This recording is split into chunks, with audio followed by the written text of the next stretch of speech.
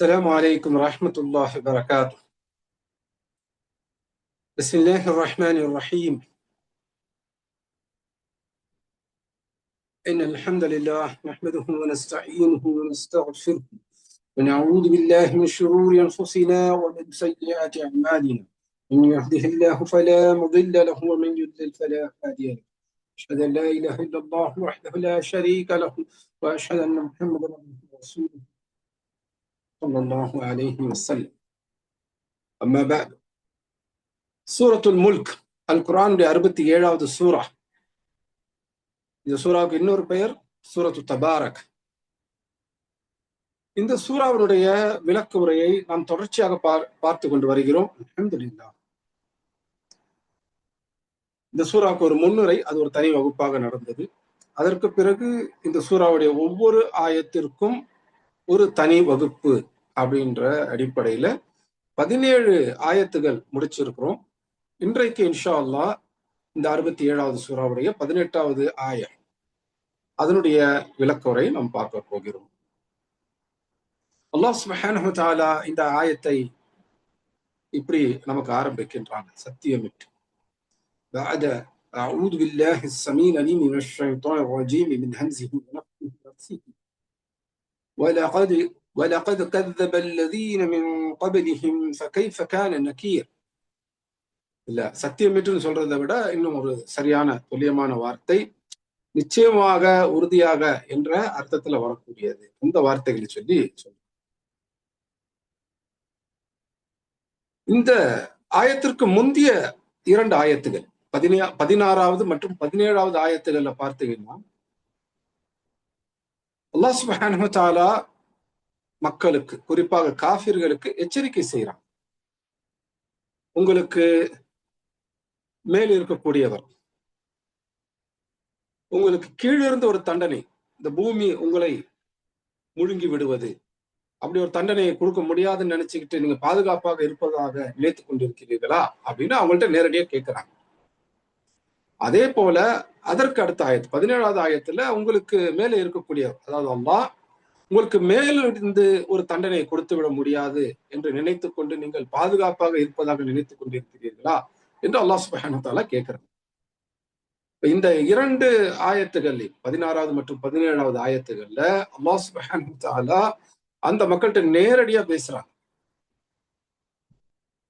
அவங்களுக்கு கீழிருந்தும் மேலிருந்தும் தண்டனைகள் வருவதற்கு வாய்ப்புகள் இருக்கின்றன என்பதை அல்லாஹ் சுப்ஹானஹு வ தஆலா சுட்டி காண்பித்து சொல்கிறார்.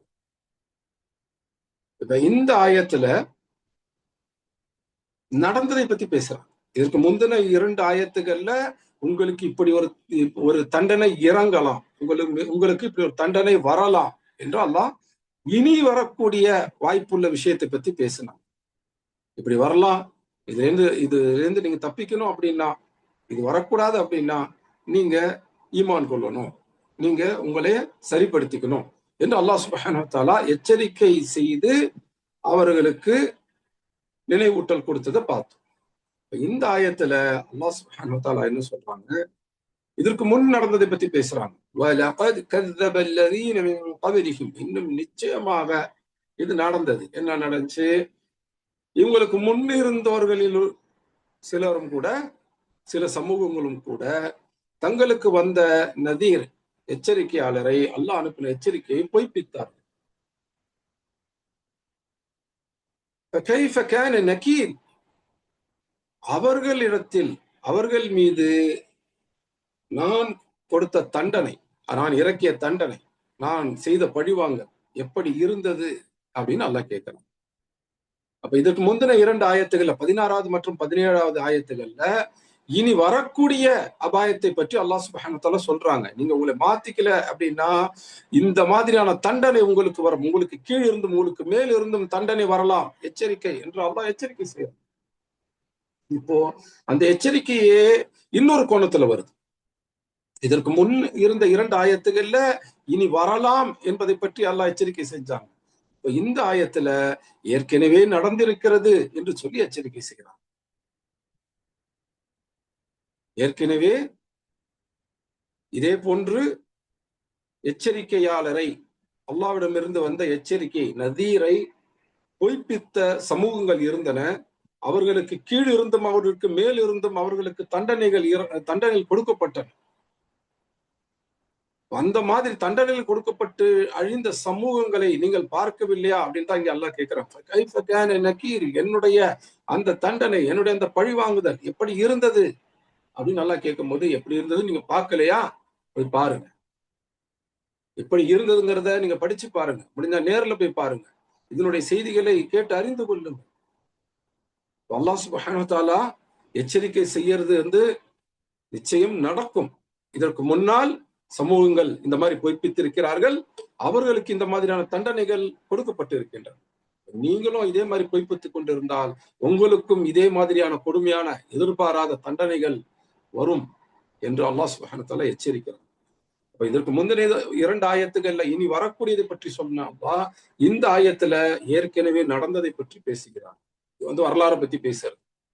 வரலாற்றுல நாம அல்லாஹ்வுடைய தண்டனைகள் இறக்கப்பட்ட சமூகங்களை பத்தி படிச்சிருக்கோம்.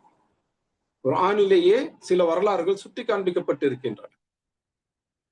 முற்றிலுமாக அழிக்கப்பட்ட சமூகங்களுடைய வரலாற்றுல சில சமூகங்களுடைய வரலாற்றுகள் நமக்கு அல் குர்ஆன்ல சுட்டி காண்பிக்கப்பட்டு இருக்கின்றன.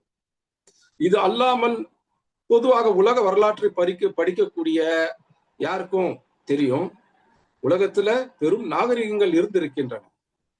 ஆனா ஒரு கட்டத்துல அந்த நாகரிகங்கள் அப்படிங்கிறது ஒழுக்கம் இல்லாமல் போய் ஒழுக்க சிதைவுகள் ஏற்பட்டு, ஒரு பக்கம் ஷிர்க்குக்குள்ள நுழையிறது, இணை வைப்புல போறது, குஃபுர்ல போறது, இன்னொரு பக்கம் பெரும்பாவங்கள்ல ஈடுபடுறது, ஒழுக்கங்கள் இல்லாமல் போறது.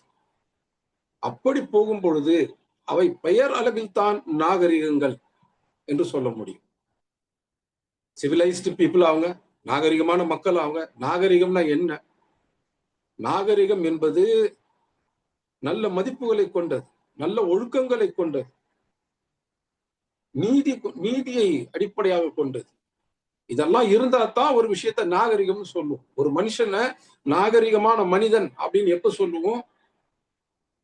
அவன் அடுத்தவங்களை ஏமாற்றி கொண்டு, அடுத்தவங்களை அடிச்சு அவங்களுடைய உடைமைகளை பிடுங்கி கொண்டு, அதே போல பிறருக்கு பாதிப்பு ஏற்படுத்தக்கூடிய ஒழுக்கக்கேடான செயல்களை செய்து கொண்டிருக்கும் பொழுது அவனை நாகரிகமானு சொல்லுவோமா? சொல்ல மாட்டோம். நாகரிகமான ஒரு தனி மனிதன் அப்படின்னா யார சொல்லுவோம்? அவனால் பிறருக்கு எந்த பாதிப்பும் ஏற்படாது, தீங்குகள் பாதிப்புனா கெட்ட விளைவுகள் எதுவும் ஏற்படாது, அவனால் நன்மைகள் மட்டும்தான் ஒருத்தருக்கு வரும். அதே போல ஒரு பெண் நாகரிகமான பெண்ணை எப்ப சொல்லுவோம்? அந்த பெண்ணால் பிறருக்கு எந்த தீங்கும் ஏற்படாது, அந்த பெண்ணால் பிறருக்கு நன்மைகள் ஏற்படும். எந்த மனிதரால் ஆனா இருந்தாலும் பெண்ணா இருந்தாலும் அவங்க மூலமா பிறருக்கு நன்மைகள் ஏற்படுகின்றதோ, அவங்க மூலமா பிறருக்கு தீமைகள் ஏற்படவில்லை, யார் தன்னை சுற்றி உள்ள விஷயங்களை சீர்படுத்துகின்றார்களோ அவங்களதான் நல்ல மனிதர், நாகரிகமான மனிதர் அப்படின்னு சொல்லுவோம். டீசென்ட், சிவிலைஸ்ட் அப்படின்னா சொல்றதா இருந்தா அந்த மாதிரி மனிதருக்கு தான் சொல்லுவோம். ஆனா இன்றைக்கு நாகரிகம் அப்படிங்கிற வார்த்தையினுடைய பொருளே தலைகீழாக மாறி போயிருக்கிறது. தான் மனசுக்கு பட்டவாறு, தன்னுடைய ஆசைக்கு, தன்னுடைய இச்சைக்கு ஏற்றவாறு வாழ்வதுதான் நாகரிகம் என்று மக்கள் முடிவு செய்து கொண்டார்கள். ஆனா அல்லாஹ் சுப்ஹானஹு வ தஆலா சுட்டி காண்பிக்கிறாங்க, இதற்கு முன்னால் அந்த மாதிரி தன்னுடைய மனோ இச்சையின் அடிப்படையில் தனி மனிதர்கள் மட்டுமல்ல ஒட்டுமொத்த சமூகம் வாழ்வதற்கு முயற்சி செய்யும் பொழுது அது எப்படி பொது ஒழுங்கை இல்லாமல் ஆக்குகிறது, நீதியை இல்லாமல் ஆக்குகிறது. அந்த மாதிரி ஒழுக்கக்கேடும் சீர்கேடும் அநீதியும் மிகைத்த அந்த சமூகங்கள் அவை தங்களை நாகரிகங்கள் என்று சொல்லிக் கொண்டாலும் அநாகரிகமாக நடந்து கொண்ட அந்த சமூகங்கள் எப்படி அழிக்கப்பட்டன என்பதை நீங்கள் பார்க்கலையா அப்படின்னு சொல்லி அல்லாஹ் சுப்ஹானஹு வ தஆலா கேட்கிறான். இது அன்றைக்கு மட்டுமல்ல, இன்றைக்கும் பொருந்தும். இன்றைக்கு மேற்கு உலகினுடைய அந்த நாகரிகம் தான் சிறந்த நாகரிகம், நாம அதை அப்படியே காப்பி அடிச்சு பின்பற்றணும், அப்பதான் நாமும் நாகரிகம் உள்ளவர்களாக ஆவோம், உயர்ந்தவர்களாக ஆவோம் என்றெல்லாம் கடந்த 2 நூற்றாண்டுகளாக 3 நூற்றாண்டுகளாக பிரச்சாரம் மூடிக்கிட்டு இருக்கு. இன்றைக்கு மக்கள், முஸ்லிம்களும் கூட கண்மூடித்தனமாக மேற்குலகை அப்படியே பிரதி எடுத்து காப்பி பண்ணிக்கிட்டு அவங்கள மாதிரி ஆவ பார்க்கறாங்க. அது நான் தனி மனிதர், நான் நினைச்ச மாதிரி இருப்பேன் என்று அவங்க தாராளவாதம் எல்லாம் பேசுறாங்க. யுஎஸ்ஏல எப்படி இருக்கிறாங்க, வெஸ்டர்ன் வேர்ல்டுல யூரோப்ல எப்படி இருக்கிறாங்க அந்த மாதிரி இருக்கிறது தான் நாகரிகம், அதுதான் ஃபேஷன் அப்படின்னு எல்லாம் சொல்லி பேசிட்டு இருக்கிறாங்க. ஆனால் கடந்த 2 நாட்களாக நாம செய்திகள்ல பார்க்கிறோம், எப்ஸ்டீன் ஃபைல்ஸ் அப்படின்னு சொல்லி ஒண்ணு வருது. மேற்கு உலகத்தினுடைய தலைவர்கள், அது USA கனடாவாக இருக்கட்டும், யூரோப்பினுடைய பல்வேறு நாடுகளாக இருக்கட்டும், அவங்களோடு நெருக்கமாக இருந்த ஆசியாவினுடைய பல நாடுகளுடைய தலைவர்கள், முக்கியஸ்தர்கள் ஆகட்டும், இவங்கெல்லாம் எந்த அளவுக்கு ஒழுக்கக்கேடான ஒரு வாழ்க்கை வாழ்ந்து கொண்டிருக்கிறார்கள் அப்படிங்கிறத பார்ப்போம். இதற்கு பேர் நாகரிகம் அல்ல.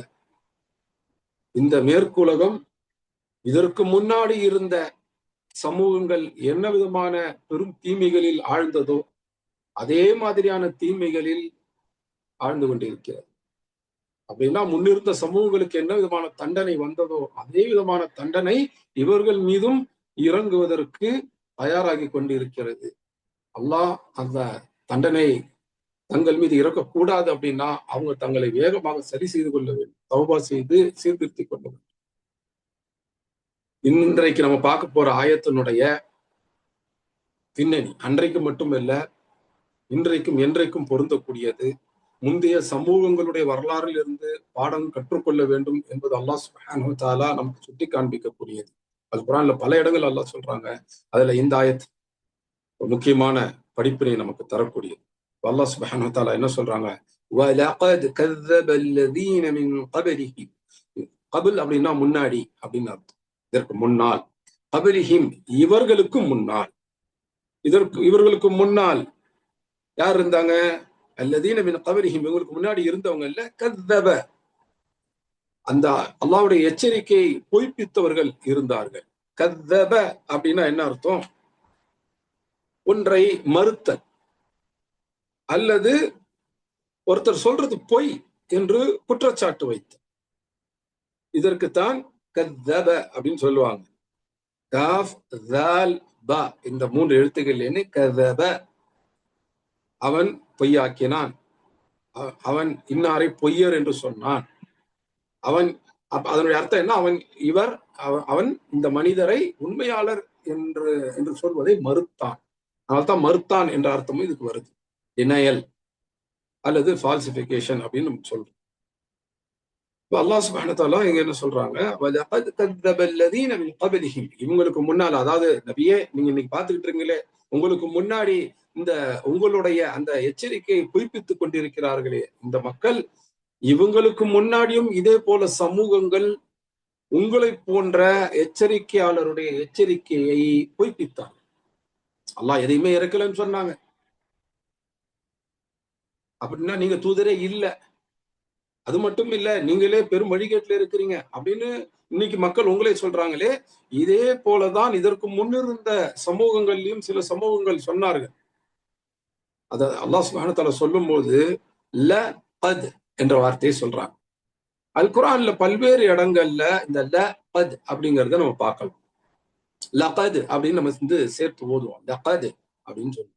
அதுல 2 வார்த்தைகள் இருக்கு. ல ஒண்ணு இருக்கு, கத் ஒண்ணு இருக்கு. இந்த கத் அப்படிங்கறத தனியாவே பயன்படுத்தலாம். உதாரணத்துக்கு சூரத்து ஷம்ஸ் 91வது சூறால நம்ம பார்க்கிறோம், கத் அஃப்லஹ மன் என்று சொல்லி அல்லாஹ் சொல்றதை பார்க்கிறோம். மன் ஜக்காஹா வகத் ஹாப மன் தஸ்ஸாஹா. இந்த 2 இடத்துல பாருங்க கத் என்ற வார்த்தை வரும். கத் அப்படின்னா நிச்சயமாக அப்படின்னு சொல்றதுக்கு, உறுதியாக அப்படின்னு சொல்றதுக்கு பயன்படுத்தக்கூடிய வார்த்தை. ஒரு விஷயத்தை அழுத்தம் திருத்தமாக சொல்றது, அது உண்மைதான் என்று அடித்து பேசுறோம் இல்லையா, அந்த மாதிரி பேசுவதற்குத்தான் கத் என்ற வார்த்தையை பயன்படுத்துவாங்க.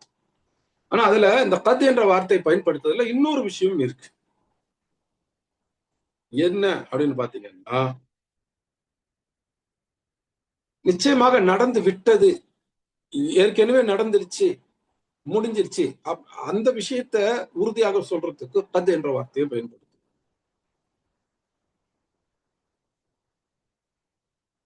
அதாவது கத்துனா இனிமேல் நடக்க போகுது அப்படின்றத சொல்றதுக்கு மட்டும் இல்ல, அது நிச்சயமா நடந்துருச்சு அல்லது இந்த மாதிரி நடந்தா அது இப்படித்தான் முடியும் அப்படின்னு சொல்றதுக்கெல்லாம் கத் என்ற வார்த்தையை பயன்படுத்துவாங்க. இப்ப அல்லாஹ் சுப்ஹானஹு வ தஆலா இந்த இடத்துல இதற்கு முன்னால் இருந்த சமூகங்கள் இந்த மாதிரி பொய்ப்பித்திருக்கிறார்கள் தங்களுடைய எச்சரிக்கையாளர்களை. அப்ப இதற்கு முன்னாடி இருந்த சமூகங்களுக்கு அல்லாஹ்வுடைய தண்டனை இந்த மாதிரி இறங்கி இருக்கு. இது உண்மையா நடந்துச்சு. உறுதியாக அவர்களுக்கு இந்த தண்டனை வந்தது. அவர்கள் இப்படித்தான் இருந்தாங்க, அவங்களுக்கு இந்த தண்டனை தான் இறங்குச்சு என்று உறுதியாக, ஆமா இது உண்மையான வரலாறு அப்படின்னு சொல்றோம் பாத்தீங்களா, சத்தியமா இது நடந்துச்சு அப்படின்னு சொல்றோம் பாத்தீங்களா, அதற்குத்தான் தது என்ற வார்த்தையை பயன்படுத்தும். நடந்து முடிந்ததை வலியுறுத்தி சொல்வதற்கு, உறுதிப்படுத்தி சொல்வதற்கு இந்த வார்த்தையை அதிகமா பயன்படுத்துவாங்க. இதுல அல்லாஹ் சுப்ஹானஹு வ தஆலா கத் என்று மட்டும் சொல்லல, அதற்கு முன்னால ஒரு எழுத்து லாம் என்ற எழுத்து வருது. அது வெறும் தனி எழுத்து அல்ல, அது ஒரு தனி வார்த்தையாகவும் அதை சொல்ல முடியும். அது வந்து ல அப்படிங்கிற வார்த்தை. லாம்ங்கிற எழுத்து அது ஃபத்ஹாவோட வரும்போது ல அப்படின்னு வருது. இந்த ல எதுக்கு சொல்லுவாங்க? இது என்ன வகையான லாம்? லாம்ல பல வகைகள் இருக்கின்றன. இந்த லாம வந்து லாமு தௌகீத் அப்படின்னு இலக்கண ரீதியாக சொல்லுவாங்க. தௌகீத் அப்படின்னா என்னன்னா, ஒரு விஷயத்தை வந்து உறுதிப்படுத்தி அழுத்தம் திருத்தமாக சொல்றது, வலியுறுத்தி சொல்றது. இங்கிலீஷ்ல எம்பசிஸ் அப்படின்னு சொல்லுவோம் பாத்தீங்களா, அதற்குத்தான் தௌகீத் அப்படின்னு சொல்லுவாங்க. அப்ப இந்த வார்த்தைக்கு முன்னாடி ல அப்படின்னு வருது, இது வந்து லாமு தௌகீத், இது உறுதியாக என்று வலியுறுத்தி சொல்றதுக்கு பயன்படுத்துறது. அது கூட என்ன வந்திருக்கு, கத் என்ற வார்த்தை வந்திருக்கு. கத் என்பதும் உறுதியாக என்று வலியுறுத்தி சொல்வதற்கு பயன்படுத்தக்கூடியதுதான். அப்போ நிச்சயமா இது நடந்துச்சு என்று சொல்றதற்கான ஒரு வார்த்தை அல்ல, 2 வார்த்தைகளை அல்லாஹ் சுப்ஹானஹு வ தஆலா இங்க சொல்கிறார். 2 வார்த்தைகளை சொல்றாங்க. அதற்கு முன்னால ஒரு வ அப்படின்னு வர சொல்றாங்க. இப்போ இது வந்து நிச்சயமா உறுதியாக இது நடந்தது அப்படின்னு வலியுறுத்தி அழுத்தம் திருத்தமா சொல்றது. அப்படின்னா என்ன, இது நடந்தது, இதுல உங்களுக்கு எந்த சந்தேகமும் வேணாம். முன்னாடி இந்த மாதிரி சமூகங்கள் பொய்ப்பித்தன, அந்த சமூகங்களுக்கு அல்லாஹ்வுடைய தண்டனை, இதே மாதிரியான தண்டனை வந்தது. நீங்க வேணா சுத்தி பார்த்துக்கு. அந்த சமூகங்கள் அழிந்து போன வரலாறுகள் இருக்கின்றன. பல இடங்கள்ல அகழ்வாராய்ச்சி, ஆர்கியாலஜிக்கல் அந்த எஸ்கவேஷன்ல புதைந்து போன அந்த நகரங்கள், நாகரிகங்கள் வெளியே எடுக்கப்படுகின்றன. அப்போ இது உண்மையிலே நடந்ததுதான் என்பதை நீங்க கண்ணாலேயே, கண்கூடாகவே பார்க்க முடியும். அல்லாஹ் சுப்ஹானஹு வ தஆலா இங்க என்ன சொல்றாங்க, உறுதியாக என்று வலியுறுத்தி சொல்றாங்க. என்ன சொல்றாங்க, இதுக்கு முன்னாடி இருந்தவங்க மறுத்தாங்க அப்படிங்கறத வலியுறுத்தி சொல்றாங்களா? இல்ல. இதுக்கு முன்னாடி இதே மாதிரி மறுத்தவங்க இருந்தாங்க, அவங்களுக்கு அல்லாஹ்வுடைய தண்டனை இறங்கியது என்பதைத்தான் அல்லாஹ் வலியுறுத்தி சொல்றான். அது என்ன மாதிரியான தண்டனை இறங்குனது? அல்லாஹ் சுப்ஹானஹு வ தஆலா கேக்குறாங்க, ஃபகைஃப கான நகீர். அத நகீர் என்றும் ஓதும்போது நிறுத்தலாம். ஆனா இதற்கு முந்தின ஆயத்துல நம்ம நதீர் என்று நிறுத்துவதை நதீரி என்றும் ஓதி நிறுத்தலாம் அப்படின்னு சொல்லி சொன்ன ஞாபகம் இருக்கா? இதுக்கு முந்தின ஆயத்து 17வது ஆயத்துல. அதே போல இந்த ஆயத்தையும் நக்கீர் என்று நிறுத்தாமல் நக்கீரி என்றும் ஓதி கொண்டு போய் நிறுத்தலாம். நக்கீர் அப்படின்னா மறுப்பு, தண்டனை, பழிவாங்குதல் அப்படின்னு அர்த்தம். நக்கீரி அந்த ஒரு ஈய சேர்த்துக்கிட்டோம் அப்படின்னா, என்னுடைய மறுப்பு, என்னுடைய தண்டனை, என்னுடைய பழிவாங்குதல் என்று அல்லாஹ் தன்னுடைய என்று அதை சேர்த்தே சொல்றாங்க. அது எங்கிருந்தோ வந்த தண்டனை அல்ல, அல்லாஹ் கோபம் கொண்டு அந்த மக்கள் மீது அல்லாஹ் நேரடியாக இறக்கிய தண்டனை அப்படின்னு அல்லாஹ் சுப்ஹானஹு வ தஆலா அந்த அப்படிங்கிற அந்த முடிவடையக்கூடிய அந்த எழுத்தின் மூலமாக நமக்கு சொல்றாங்க. இந்த இடத்துல இன்னொரு விஷயத்தை நம்ம கவனிக்கணும். அது என்ன, நக்கீர் அப்படிங்கிற வார்த்தை பொதுவாக அல் குர்ஆன்ல நம்ம பல இடங்கள்ல பார்த்திருப்போம். அல்லாஹ்வுடைய தண்டனை என்பதற்கான வார்த்தையாக எது பயன்படுத்தப்பட்டிருக்கும்? அதாப் என்ற வார்த்தை பயன்படுத்தப்பட்டிருக்கும். அதாபு ஜஹன்னம், நரக நெருப்புடைய தண்டனை என்று நம்ம பார்த்திருப்போம். அதாப் அப்படிங்கிற வார்த்தையை தான் இப்ப நம்ம அதிகமா பார்த்திருப்போம். இந்த இடத்துல அல்லாஹ் சுப்ஹானஹு வ தஆலா தான் இறக்கி வைத்த தண்டனை, அதன் மூலமாக சமூகங்கள் அழிக்கப்பட்டது, தண்டிக்கப்பட்டது என்பதை சொல்ற இடத்துல அதாப் என்ற வார்த்தையை பயன்படுத்தல, மாறாக நக்கீர் என்ற வார்த்தையை பயன்படுத்தி இருக்கிறார். நக்கீர்னாலும் தண்டனை அப்படின்னு தான் அர்த்தம், வேதனை தரக்கூடிய தண்டனை அப்படின்னு தான் அர்த்தம். ஆனால் ஏன் அதாப் என்ற வார்த்தையை அல்லாஹ் சுப்ஹானஹு வ தஆலா பயன்படுத்தாம நக்கீர் என்ற வார்த்தையை பயன்படுத்தி இருக்கிறாங்க? அதாபுக்கும் நக்கீருக்கும் வேதனை தரக்கூடிய தண்டனை என்ற பொதுவான பொருள் இருந்தாலும் குறிப்பிட்ட கோணத்துல வேறுபாடு இருக்கு. அதாவதுன்னா தண்டனை, நக்கீர்னாலும் தண்டனை. எந்த இடத்துல வேறுபாடு வருது? நக்கீருங்கிற வார்த்தையினுடைய பொருள், அதனுடைய அர்த்தம் அது என்னன்னு கவனிச்சா அந்த வேறுபாடு நமக்கு நேரடியாக புரியும். இன்ஷா அரபி இலக்கணம் படிக்கக்கூடியவர்கள் இந்த வார்த்தையை கேள்விப்பட்டிருப்பாங்க. ரொம்ப ஆழமா படிச்சிருக்கணும் அவசியம் இல்லை. அரபி இலக்கணம் நஹ்வு நீங்க படிச்சிருந்தீங்கன்னா முதல் 4-5 பாடங்களுக்குள்ளேயே இத பார்த்திருக்கலாம். என்னது? நக்கீரா அப்படிங்கிற வார்த்தை, மஅரிஃபா, நக்கீரா, இந்த 2 வார்த்தைகளை ஒன்னா சேர்த்தே வந்து பார்ப்பாங்க அரபி இலக்கணத்தில். இப்ப நீங்க இந்த வகுப்பை கவனித்துக் கொண்டிருப்பவர்கள், எனக்கு அரபி இலக்கணம்லாம் தெரியாதே, எனக்கு இலக்கணம்னாலே பிடிக்காது, இலக்கணம் என்பது புரியாது, நீங்க இப்ப இலக்கணம் பேசுனீங்கன்னா எனக்கு கஷ்டமா இருக்கும் அப்படின்லாம் நீங்க வந்து மனசுக்குள்ள நினைச்சிருக்கலாம். அப்படிலாம் நினைக்காதீங்க. இலக்கணம் எளிமைப்படுத்தி சொல்லித்தர வாய்ப்புள்ள ஒரு பாடம் தான். ஆனா பெரும்பாலான ஆசிரியர்கள் அதை வந்து கஷ்டமா சொல்லி கொடுத்துட்றாங்க. நமக்கும் அது கஷ்டமா இருக்கு. இலக்கணம் வந்து கஷ்டமானதுதான். ஆனா ஆசிரியர்கள் கொஞ்சம் கூடுதல் முயற்சிகள் எடுத்தால் அதை எளிமைப்படுத்த முடியும் ஓரளவுக்கு, இன்ஷா அல்லாஹ். அப்போ இங்க நான் கொஞ்சம் எளிமையாக அதை சொல்ல முயற்சிக்கிறேன், கவனிங்க, புரியும் இன்ஷா அல்லாஹ். மஅரிஃபா அப்படின்னா அறியப்பட்டது அப்படின்னு அர்த்தம். அரஃப அப்படிங்கிற வார்த்தையில வந்தது தான் ஆரிஃப், மஅரிஃப், மஅரிஃபா அப்படிங்கிற வார்த்தை எல்லாம். அப்ப அரஃப அப்படின்னா அது இதுதான் என்று அறியப்பட்டது. அது எது அப்படின்லாம் தெரியாமலாம் இல்லை, இதான் அப்படின்னு நமக்கு தெரியும். நக்கீரா அப்படின்னா இதுதான் என்று உறுதியாக அறியப்படாதது. இதுக்கு உதாரணம் சொல்லுவோமே, இப்ப மாடு அப்படின்னா அது ஏதோ ஒரு மாடு, அது எந்த மாடு தெரியாது. ஆனா இந்த மாடு, அந்த இந்த அப்படின்னு சொல்லிட்ட உடனே அப்ப அது அறியப்பட்டது. அது ஏதோ ஒரு மாடு கிடையாது, யாருடைய மாடு, என்ன வயசுள்ள மாடு, அது காளை மாடா பசு மாடா, இந்த கேள்வி எல்லாம் வரும் பொதுவாக மாடு அப்படின்னு சொன்னோம். ஆனா இந்த மாடு அல்லது அந்த மாடு அப்படின்னு குறிப்பிட்டுட்டோம் அப்படின்னா அப்ப அந்த கேள்வி எல்லாம் போயிடும். இது காளை மாடா பசு மாடா, இது வந்து வயசுல முதிர்ந்ததா, இளம் வயசு உள்ளதா, கன்றுக்குட்டியா, அப்படின்றதெல்லாம் நமக்கு தெளிவாடும். அது என்ன நிறத்தில் உள்ளது, அது யார் இடத்தில் உள்ளது, எங்க இருக்கக்கூடியது, இதெல்லாமே தெளிவாயிடும். அந்த மாதிரி தெளிவாக சொல்றதுக்கு தான் மாரிஃபா அப்படின்னு சொல்லுவாங்க. பொதுவாக சொல்றதுக்கு நக்கீரா அப்படின்னு சொல்லுவாங்க. பொதுவாக சொல்லும் பொழுது யார் இது எது அப்படின்லாம் தெரியாது. உதாரணத்துக்கு கிதாப் அப்படிங்கிற வார்த்தையை எடுத்துக்கணும். அரபி மொழியில கிதாப், கிதாப்னா என்ன, கிட்டத்தட்ட நம்ம எல்லாருக்குமே அதனுடைய பொருள் தெரியும். கிதாப்னா புத்தகம், ஒரு நூல் அப்படின்றது தெரியும். ஆனா கிதாபுங்கிற வார்த்தை எந்த ஒரு புத்தகத்தையும் குறிக்கலாம்.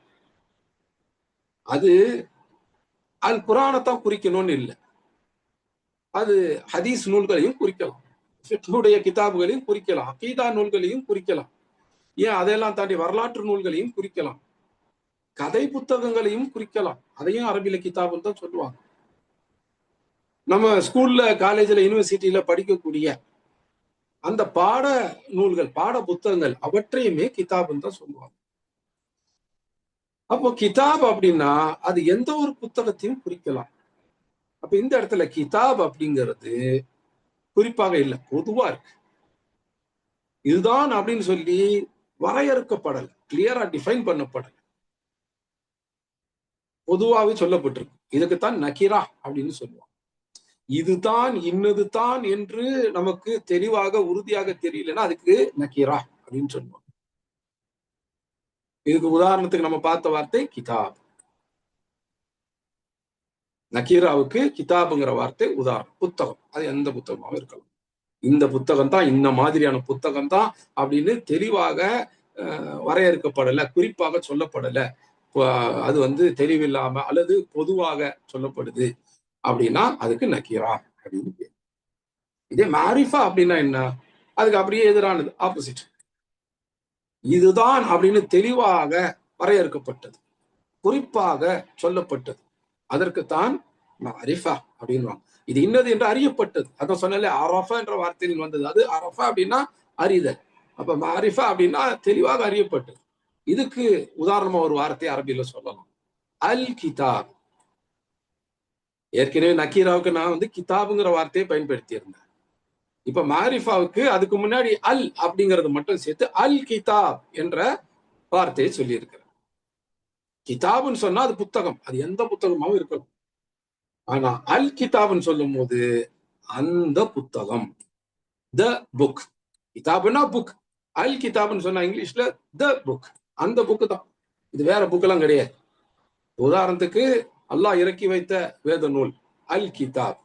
அல் கிதாப்னு சொல்லி குரான்ல சொல்லப்பட்டா அது அல்லாஹ் தன்னுடைய தூதர்களுக்கு இறக்கி வைத்த வேத நூல், வேத புத்தகத்தை குறிக்கும்.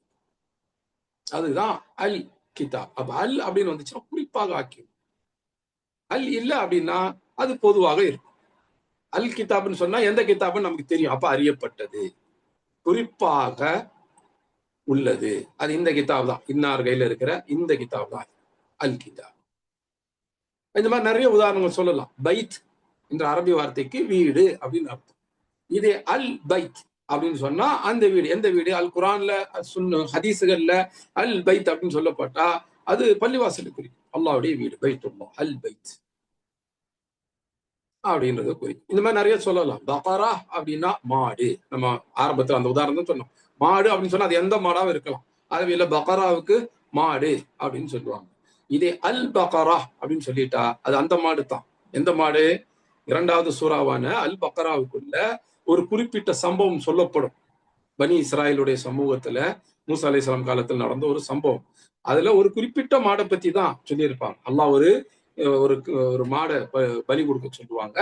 அப்ப அவங்க வந்து எந்த மாடு என்று கேட்டு நிறைய கேள்விகளை கேட்டுக்கிட்டே இருப்பாங்க.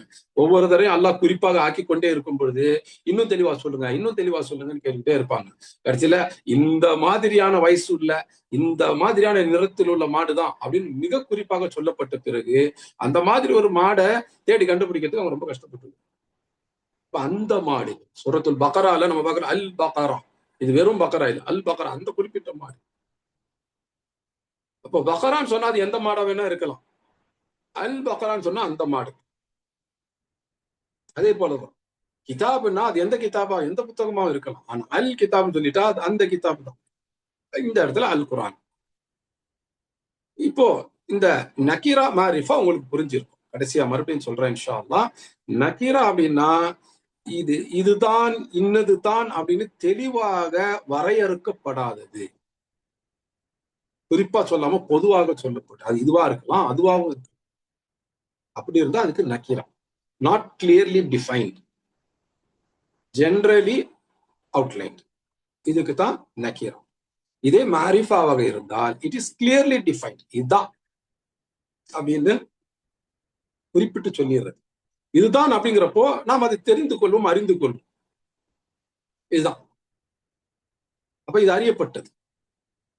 மாரிஃபா அப்படின்னா நோன், அது அறியப்பட்டது,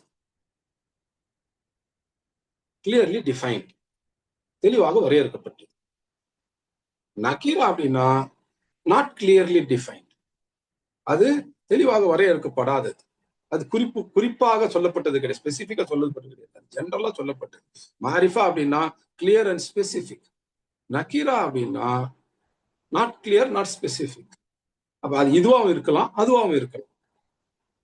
புரியுதுங்களா? இதுதான் நக்கீரா அப்படிங்கிற வார்த்தைக்கான பொருள். நம்ம இலக்கணம் படிக்கும் போது நான் ஏற்கனவே இந்த வகுப்பை ஏற்பாடு செய்கிற சகோதரர்கள்ட்ட சொல்லி இருக்கிறேன். இந்த குர்ஆனுடைய விளக்க உரையை நம்ம படிச்சுட்டு வரும்போது அரபி மொழியையுமே கற்றுக்கொள்வோம் கூடவே இன்ஷா அல்லாஹ். அரபி மொழியை கத்துக்கிறதுக்காக இந்த வகுப்பை நம்ம நடத்தல, குர்ஆனை விளங்கி கொண்டு நம்முடைய தனிப்பட்ட வாழ்க்கையிலும் பொது வாழ்க்கையிலையும் நடைமுறைப்படுத்துறதுக்காகத்தான் இந்த வகுப்பு. ஆனால் குர்ஆன் என்பது அரபியில உள்ளதுதான். அதனால இந்த குர்ஆன் விளக்க உரை நம்ம பார்க்கும் பொழுதே இன்ஷா அல்லாஹ் கூடவே நாம் அரபி வார்த்தைகளுக்குரிய பொருள்களை, அர்த்தங்களை தெரிஞ்சுக்கிட்டே வருவோம். நிறைய அரபி வார்த்தைகளை தெரிஞ்சு, சில இடங்கள்ல அரபி சொல் இலக்கணம், சர்ஃப், அதாவது தனிப்பட்ட வார்த்தைகளுடைய இலக்கணத்தை நம்ம படிச்சுக்கிட்டே வரும். அந்த மாதிரி நிறைய பார்த்துட்டோம் நம்ம. இந்த 3 எழுத்துக்கள்லேன்னு வந்திருக்கு அப்படின்லாம் சொல்றோம் இல்லையா? அதெல்லாம் வந்து சொல் இலக்கணம், மார்ஃபாலஜி என்று இங்கிலீஷ்ல சொல்லுவாங்க, அரபியில சர்ஃப் அப்படின்னு சொல்லுவாங்க. சில நேரங்கள்ல வாக்கியத்திற்கான இலக்கணத்தையும் பார்ப்போம். அதுதான் வந்து நஹ்வு அப்படிங்கிறது, சின்டாக்ஸ் அப்படின்னு சொல்லி கிராமர்ல சொல்லுவாங்க. இப்ப நம்ம வந்து கூடவே இப்ப இந்த இலக்கணங்களையும் பார்த்துட்டு தான் வரும். ஆனா கிராமர் கிளாஸாக இல்லாம சீர் கிளாஸ்ல நம்ம கிராமரை பார்க்கிறோம். இப்ப இது உங்களுக்கு புரிஞ்சிருக்கும். மாரிஃபா நக்கீரா அப்படிங்கிறது இலக்கணத்துல இப்படிதான் வருது. சரிங்களா? அப்ப இந்த இலக்கணத்தினுடைய இந்த பகுதி உங்களுக்கு புரிஞ்சிருக்கும்னு நினைக்கிறேன் இன்ஷா அல்லாஹ். இது ஒன்றும் சிரமமா இருந்திருக்காது என்று நினைக்கிறேன். ஏனென்றால் நான் ஏற்கனவே சொன்னது போல இலக்கணம் வந்து கொஞ்சம் கஷ்டமானது தான். ஆனா ஆசிரியர்கள் கூடுதல் முயற்சி எடுத்தால் அந்த இலக்கணத்தை ஈஸியாக்க முடியுதோ இல்லையோ சிம்பிளாக ஆக்கலாம். எளிமையாக்க முடியுது, இலகுவாக்க முடியுதோ இல்லையோ எளிமையாக ஆக்கலாம். அந்த முறையில் தான் உங்களுக்கு மாரிஃபா நக்கீரா சொல்லிட்டு இது வந்து ஒரு அரபிக் கிராமர் லெசனே தான், இலக்கண பாடமே தான். அதிலிருந்தும் நமக்கு பலன் இருக்கு. குரான்ல இருந்து நமக்கு பல பலன்கள் உண்டு. அதுல மொழியை தெரிஞ்சுக்கிறதும் அதனுடைய இலக்கணத்தை தெரிஞ்சுக்கிறதும் அதனுடைய இலக்கிய நயத்தை தெரிந்து கொள்வதும் கூட நமக்கு வந்து பாடம் தான். அல்ஹம்துலில்லாஹ். சரி, இப்ப இந்த இடத்துல நம்ம பாக்குறது நக்கீருங்கிற வார்த்தை. அந்த நக்கீருங்கிற வார்த்தைக்கு அர்த்தம் புரியணுங்கிறதுக்காகத்தான் நக்கீரா மாரிஃபா அப்படிங்கறது உங்களுக்கு நான் விளக்கேன். இப்ப நக்கீரானா நமக்கு தெரியும், இதுதான் என்று குறிப்பாக சொல்லப்படாமல் பொதுவாக சொல்லப்பட்டது. இதுதான் என்று வரையறை செய்யப்படாமல் பொதுவாக விடப்பட்டது. அதற்குத்தான் நக்கீரா அப்படின்னு பேர். இப்ப இங்க இருக்கிறது அதே வேறு எழுத்துக்கள்லேன்னு வந்த வார்த்தை தான்.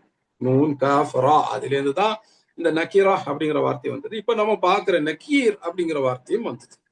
அப்ப நக்கீருங்கிறதுக்கு என்ன அர்த்தம்? நான் சொன்னேன், நக்கீருங்கிறது இங்க அல்லாஹ்வுடைய தண்டனை என்ற அர்த்தத்துல பயன்படுத்தப்பட்டிருக்கு. ஆனா தண்டனை என்பதற்கு குரான்ல நம்ம பொதுவாக பார்க்கக்கூடிய, பரவலாக பார்க்கக்கூடிய ஒரு வார்த்தை அதாப் அப்படிங்கிறது. இந்த இடத்துல அல்லாஹ் அதாப்ங்கிற வார்த்தையை பயன்படுத்தல, மாறாக நக்கீருங்கிற வார்த்தையை பயன்படுத்தி இருக்கிறாங்க. அப்போ இதுக்கு என்ன வித்தியாசம்? ஏன் இந்த இடத்துல அதாப் பயன்படுத்தப்படாம நக்கீர் பயன்படுத்தப்பட்டிருக்கு அப்படின்னு நம்ம யோசிச்சோம்னா, மொழி ரீதியாக இந்த பதில இன்ஷா அல்லாஹ் சொல்லலாம். இந்த பதில், இது அல்லாஹ்வுடைய தண்டனை. ஆனா எந்த தண்டனை அப்படிங்கிறது நமக்கு தெரியாது. இதற்கு முன்னால் அல்லாஹ் சுப்ஹானஹு வ தஆலா 2 விதமான தண்டனை சொன்னாங்க. ஒண்ணு, நம்ம நிக்கிற பூமிக்கு கீழ இருந்து நமக்கு வரக்கூடிய தண்டனை. திடீர்னு பூமி அப்படி வேகமா குலுங்கி சுத்தி அப்படி அடிச்சு பிளந்து மனுஷன் அப்படியே உள்ளே இழுத்துக்கும். தனி மனிதன் அந்த சமூகத்தை அந்த ஊரையே உள்ளே இழுத்துக்கொள்ளும். இது ஒரு வகையான தண்டனை. இன்னொரு வகையான தண்டனை அல்லாஹ் சொல்றாங்க, திடீர்னு வானத்திலிருந்து பெரும் காற்று, சுழற் காற்று வரும். அது கற்களை அப்படியே தூக்கி அடிச்சுக்கிட்டு வரும். மேலே இருந்து கல்லு மழை பொழியும். தன்னை சுற்றியும் கல்லால வந்து அவங்க அடி வாங்கப்படுவாங்க. அந்த சைட்லயும் மழை அடிக்கும். அப்படியும் ஒரு தண்டனை உண்டு. கீழ் இருந்தும் மேல் இருந்தும். இதுல எந்த தண்டனை வேணா வரலாம். அது எந்த தண்டனைங்கிறது நமக்கு தெரியாது. அதே போல அது இத்தனை நாளுக்கு பிறகுதான் வரும் அப்படின்லாம் சொல்ல முடியாது. திடீர்னு வந்துடலாம், நாளைக்கு வந்துடலாம். பொழுது விடிஞ்ச உடனே தண்டனை வந்துடலாம். லூத் அலைஹிஸ்ஸலாமுடைய சமூகத்துக்கு அப்படித்தான் வந்துச்சு. பொழுது விடிஞ்ச பிறகு தண்டனை. அதுக்கு முந்தின சமூகங்களுடைய வரலாறு படிச்சாலும் பார்க்கலாம். பல நேரங்கள்ல பொழுது விடிகிற நேரத்துலதான் தண்டனை வந்து இறங்கி இருக்கு. ஆனா அந்த எச்சரிக்கைகளை அலட்சியம் செய்த மக்கள், நமக்கெல்லாம் தண்டனை வராது அப்படின்னு சொல்லி அவங்க அசட்டையாக இருந்திருப்பார்கள். அப்படிதான் இருந்திருக்கிறாங்க. நல்லா குரான்ல சொல்லி காண்பிக்கிறாங்க. அலட்சியமா இருந்தாங்க. நமக்கெல்லாம் தண்டனை வராது அப்படின்னு சொல்லிட்டு. ஏன்னா அல்லாஹ்வை மறுக்கக்கூடியவர்கள், அல்லாஹ்வுடைய தூதர்களை பொய்ப்பிக்கக்கூடியவர்கள். அந்த தூதர்கள் எச்சரிக்கை செய்யும் போது அதை நம்புவாங்களா? தூதர் சொல்றதெல்லாம் பொய்ன்னு சொல்லிட்ட பிறகு தூதர் சொல்ற எச்சரிக்கையும் பொய் அப்படின்னு சொல்லிட்டு அவங்க அலட்சியமா தான் இருப்பாங்க. அவங்க எதிர்பாராத நேரத்தில் திடீர் என்று வரக்கூடிய ஒரு தண்டனை, அதுவும் எதிர்பாராத தண்டனை. சிலர் வந்து பூமியில உள்வாங்கப்பட்டாங்க. சிலர் இந்த மாதிரி மழை, கல்மழை, நூஹ் அலைஹிஸ்ஸலாமுடைய சமூகத்துல நீர் மழையா பொழிஞ்சது, கீழே இந்த தண்ணி வந்தது, 2 பக்கத்துல இருந்தும் அவங்களுக்கு தண்டனை வந்தது. பல்வேறு சமூகங்கள் இந்த மாதிரி அலட்சியமாக இருந்து நமக்கெல்லாம் வராது என்று அலட்சியமாக அசட்டையாக இருக்கும் பொழுது திடீர் என்று அந்த தண்டனை அவர்கள் மீது இறங்கியது. அந்த மாதிரி இந்த தண்டனை தான் இந்த காலத்துல தான் அப்படின்னு சொல்லி வரையறுக்கப்படாம திடீர்னு வந்து இறங்கக்கூடிய, எதிர்பாராமல் இறங்கக்கூடிய தண்டனைக்குத்தான் நக்கீர் அப்படின்னு பேர். நக்கீரா என்ற வார்த்தைக்கு நம்ம பார்த்தோம் இல்லையா? நக்கீரா அப்படின்னா என்ன? இன்னது என்று வரையறுக்கப்படாது. இதுதான் அப்படின்னு கிளியர்லி டிஃபைன்டு கிடையாது. அந்த மாதிரிதான் நக்கீருங்கிற தண்டனை. அது கீழேந்து வர்றதாவும் இருக்கலாம், மேலேந்து வர்றதாவும் இருக்கலாம், சைட்ல இருந்து வர்றதாவும் இருக்கலாம். அது நம்ம எல்லாம் மரணிச்சு கபர் வாழ்க்கையை சந்திச்சு அதுக்கு பிறகு கியாமத்து நாள்ல கேள்வி கணக்கில் நின்று கேள்வி கேட்கப்பட்டு தீர்ப்பு கொடுக்கப்பட்டு அதற்கு பிறகுதான் கிடைக்கும் பாருங்க தண்டனை. இது நமக்கு தெளிவா இருக்கு. இது நடக்கணும் நம்ம வாழ்வோம், அப்புறம் நம்ம மரணிப்போம், கபருடைய வாழ்க்கையில இருப்போம், அப்புறம் உயிர் கொடுத்து எழுப்பப்பட்டு மஹ்ஷர்ல நிக்க வைக்கப்படுவோம், அதுல கேள்வி கணக்குங்கிறது நடக்கும், அதற்கு பிறகுதான் தீர்ப்பு கொடுக்கப்படும், தீர்ப்புக்கு பிறகுதான் நரகன் என்ற தீர்ப்பு வரும், அப்பதான் நரகத்துடைய தண்டனைங்கிறது வரும், அதாபுங்கிறது வரும். நரகத்துடைய அதாபுங்கிறது தெளிவாக வரையறுக்கப்பட்டது. இத்தனை காலம் கழிச்சு வரும், இப்பதான் வரும், இந்த மாதிரியான தண்டனைகள் இருக்கும் அப்படின்லாம் நமக்கு தெளிவா தெரியும். அப்ப அதாபுங்கிறது பொதுவாக எப்படி சொல்லலாம், அதாப் அப்படின்னா தெளிவாக வரையறுக்கப்பட்டது. ஆனா நக்கீர் அப்படிங்கிறது அப்படி கிடையாது. அது என்ன தண்டனையாவும் இருக்கலாம். நீங்கள் எதிர்பாராத தண்டனை, நீங்கள் எதிர்பாராத நேரத்தில் உங்கள் மீது இறங்கும், அதற்குத்தான் நக்கீர் அப்படின்னு பேர். முந்தியுள்ள சமூகங்கள்ல எந்த சமூகங்கள் எல்லாம் தங்களுக்கு வந்த நதீர் எச்சரிக்கையாளர் அவரை பொய்ப்பித்தார்களோ அவர்களுக்கு நக்கீர் அல்லாஹ்வுடைய தண்டனை பழிவாங்குதல் வந்தது. அந்த நக்கீர் எப்படிப்பட்ட தண்டனையா இருந்துச்சு, அவர்கள் எதிர்பாராத தண்டனையாக, எதிர்பாராத நாள்ல எதிர்பாராத கோணத்துல இறங்கி. நூஹ் அலைஹிஸ்ஸலாம் கப்பலை கட்டும் பொழுது அல்லாஹ் கட்டளையிட்டாங்க, கப்பலை கட்டுறாங்க. கப்பல் எங்க கட்டாங்க? கடற்கரை ஓரமா ஆத்தங்கரை ஓரமா உட்காந்து கப்பல் கட்டாங்க இல்ல, ஊருக்கு நடுவுல உட்காந்து கப்பல் கட்டுறாங்க. அப்ப எல்லாம் கிண்டல் அடிக்கிறாங்க. ஏன்னா வெள்ளம் மழை தங்களை தண்டித்து விடாது என்று அவங்க நம்பிக்கொண்டிருக்கிறார்கள். ஆனா மழை அப்படி கொட்டும் போது பூமிக்குள்ளே இருந்தும் ஊற்றுகள் உடைச்சுக்கிட்டு வெளியே வரும்பொழுது கீழே இருந்தும் மேலிருந்தும் அவர்களுக்கு நீரின் மூலமாக தண்டனை வந்த பொழுது அந்த கப்பல் தண்ணியில மிதக்க ஆரம்பிச்சு. அப்பையும் கூட காஃபிர்கள் தாங்கள் மூழ்கடிக்கப்பட்டு அழிக்கப்பட்டு விடுவோம் என்பதை நம்பல. யாரு நம்பல? நூஹ் அலைஹி ஸலாத்து வஸ்ஸலாம் அவங்களுடைய மகன்களில் ஒரு மகன், அவங்களுடைய மகன்களில் ஒரு மகன், ஒரே மகன் கிடையாது, அவங்களுக்கு வெவ்வேறு மகன்கள் இருந்தாங்க. அதுல ஒரு மகன், அந்த மகனுடைய விஷயத்தை அல்லாஹ் சுப்ஹானஹு வ தஆலா குர்ஆன்ல சொல்லி காண்பிக்கிறான். அந்த மகன் வெள்ளத்தை பார்த்துட்டு அப்ப கூட திருந்தல. நூஹ் அலைஹிஸ்ஸலாம் கப்பல்ல இருந்து கூப்பிடுறாங்க மகனே வா கப்பல்ல ஏறிக்கோ, இன்னைக்கு உனக்கு வேற பாதுகாப்பு கிடையாது என்று சொல்லும் போது அப்ப கூட தன்னுடைய தந்தையை அல்லாஹ்வுடைய தூதரை அந்த நூஹ் அலைஹிஸ்ஸலாமை அவன் நம்பல. அப்பவும் கூட பொய்ப்பிக்கிறான். என்ன சொல்றான்? கப்பல்ல ஏறிக்கோ தப்பிச்சுக்கலாம் சொல்லும் போது நான் உயரமான இடத்துல ஏறி தப்பித்துக் கொள்வேன் அப்படின்னு சொல்றான். அவன் எதிர்பார்க்கல, நினைச்சு பார்க்கல. அவ்வளவு வெள்ளம் வந்த பிறகு கூட இந்த அந்த அன்னைக்கு இந்த மனித சமூகத்தையே அதை அழிச்சிரும் அப்படின்லாம் அவங்க நினைச்சு பார்க்கல, கற்பனை செஞ்சு கூட பார்க்கல. அதெல்லாம் நம்ம அழிய மாட்டோம், நான் உயரமான இடத்துல இருப்பேன் தப்பித்துக் கொள்வேன் அப்படின்னு சொன்னது யார்? நூஹ் அலைஹிஸ்ஸலாமோட மகன். நூஹ் அலைஹிஸ்ஸலாம் தான் கப்பல் இருந்துகிட்டு கூப்பிடுறாங்க வான்னு சொல்லி. ஆனா அந்த மகன் கூட அதை நம்பல. ஈமான் கொண்ட வேறு மகன்கள் இருந்தாங்க, அவங்க எல்லாம் அந்த கப்பலுக்குள்ள இருந்தாங்க. இந்த ஒரு மகன் ஈமான் கொள்ளவில்லை, அந்த எச்சரிக்கையை நம்பல. அந்த சமூகத்துக்கு வந்த எச்சரிக்கையாளர் அவனுடைய சொந்த குடும்பத்திலே வந்தவர், சொந்த தந்தை நூஹ் அலைஹி ஸலாத்து வஸ்ஸலாம். அந்த சொந்த தந்தை எச்சரிக்கை போது கூட அவங்க நம்பல. அப்ப அந்த தண்டனை அவன் எப்படி இருந்துச்சு? நான் உயரமான இடத்துல போய் தப்பிச்சுக்குவேன்னு சொல்லும் போதே அந்த அலை அடிச்சு இழுத்துட்டு போயிடுச்சு. நூஹ் அலைஹிஸ்ஸலாம் கண்ணு முன்னால அவங்களுடைய மகன் அந்த வெள்ளத்தால் அடித்து இழுத்து கொண்டு மூழ்கடிக்கப்பட்டு தண்டிக்கப்பட்டார். நூஹ் அலைஹிஸ்ஸலாம் மனசு வேதனை, அல்லாஹ் கிட்ட கையேந்தி கேட்கிறாங்க, என்னுடைய குடும்பம் அதை பாதுகாப்பீங்கன்னு சொன்னீங்களே அல்லான்னு கேட்கும். அல்லாஹ் சொல்ல அவன் குடும்பம் அல்ல அப்படின்னு சொல்றான். அப்படின்னா என்ன அர்த்தம்? நூஹ் அலைஹிஸ்ஸலாம் அவங்களுக்கு பிறக்கலன்னு அர்த்தமா? அப்படி கிடையாது.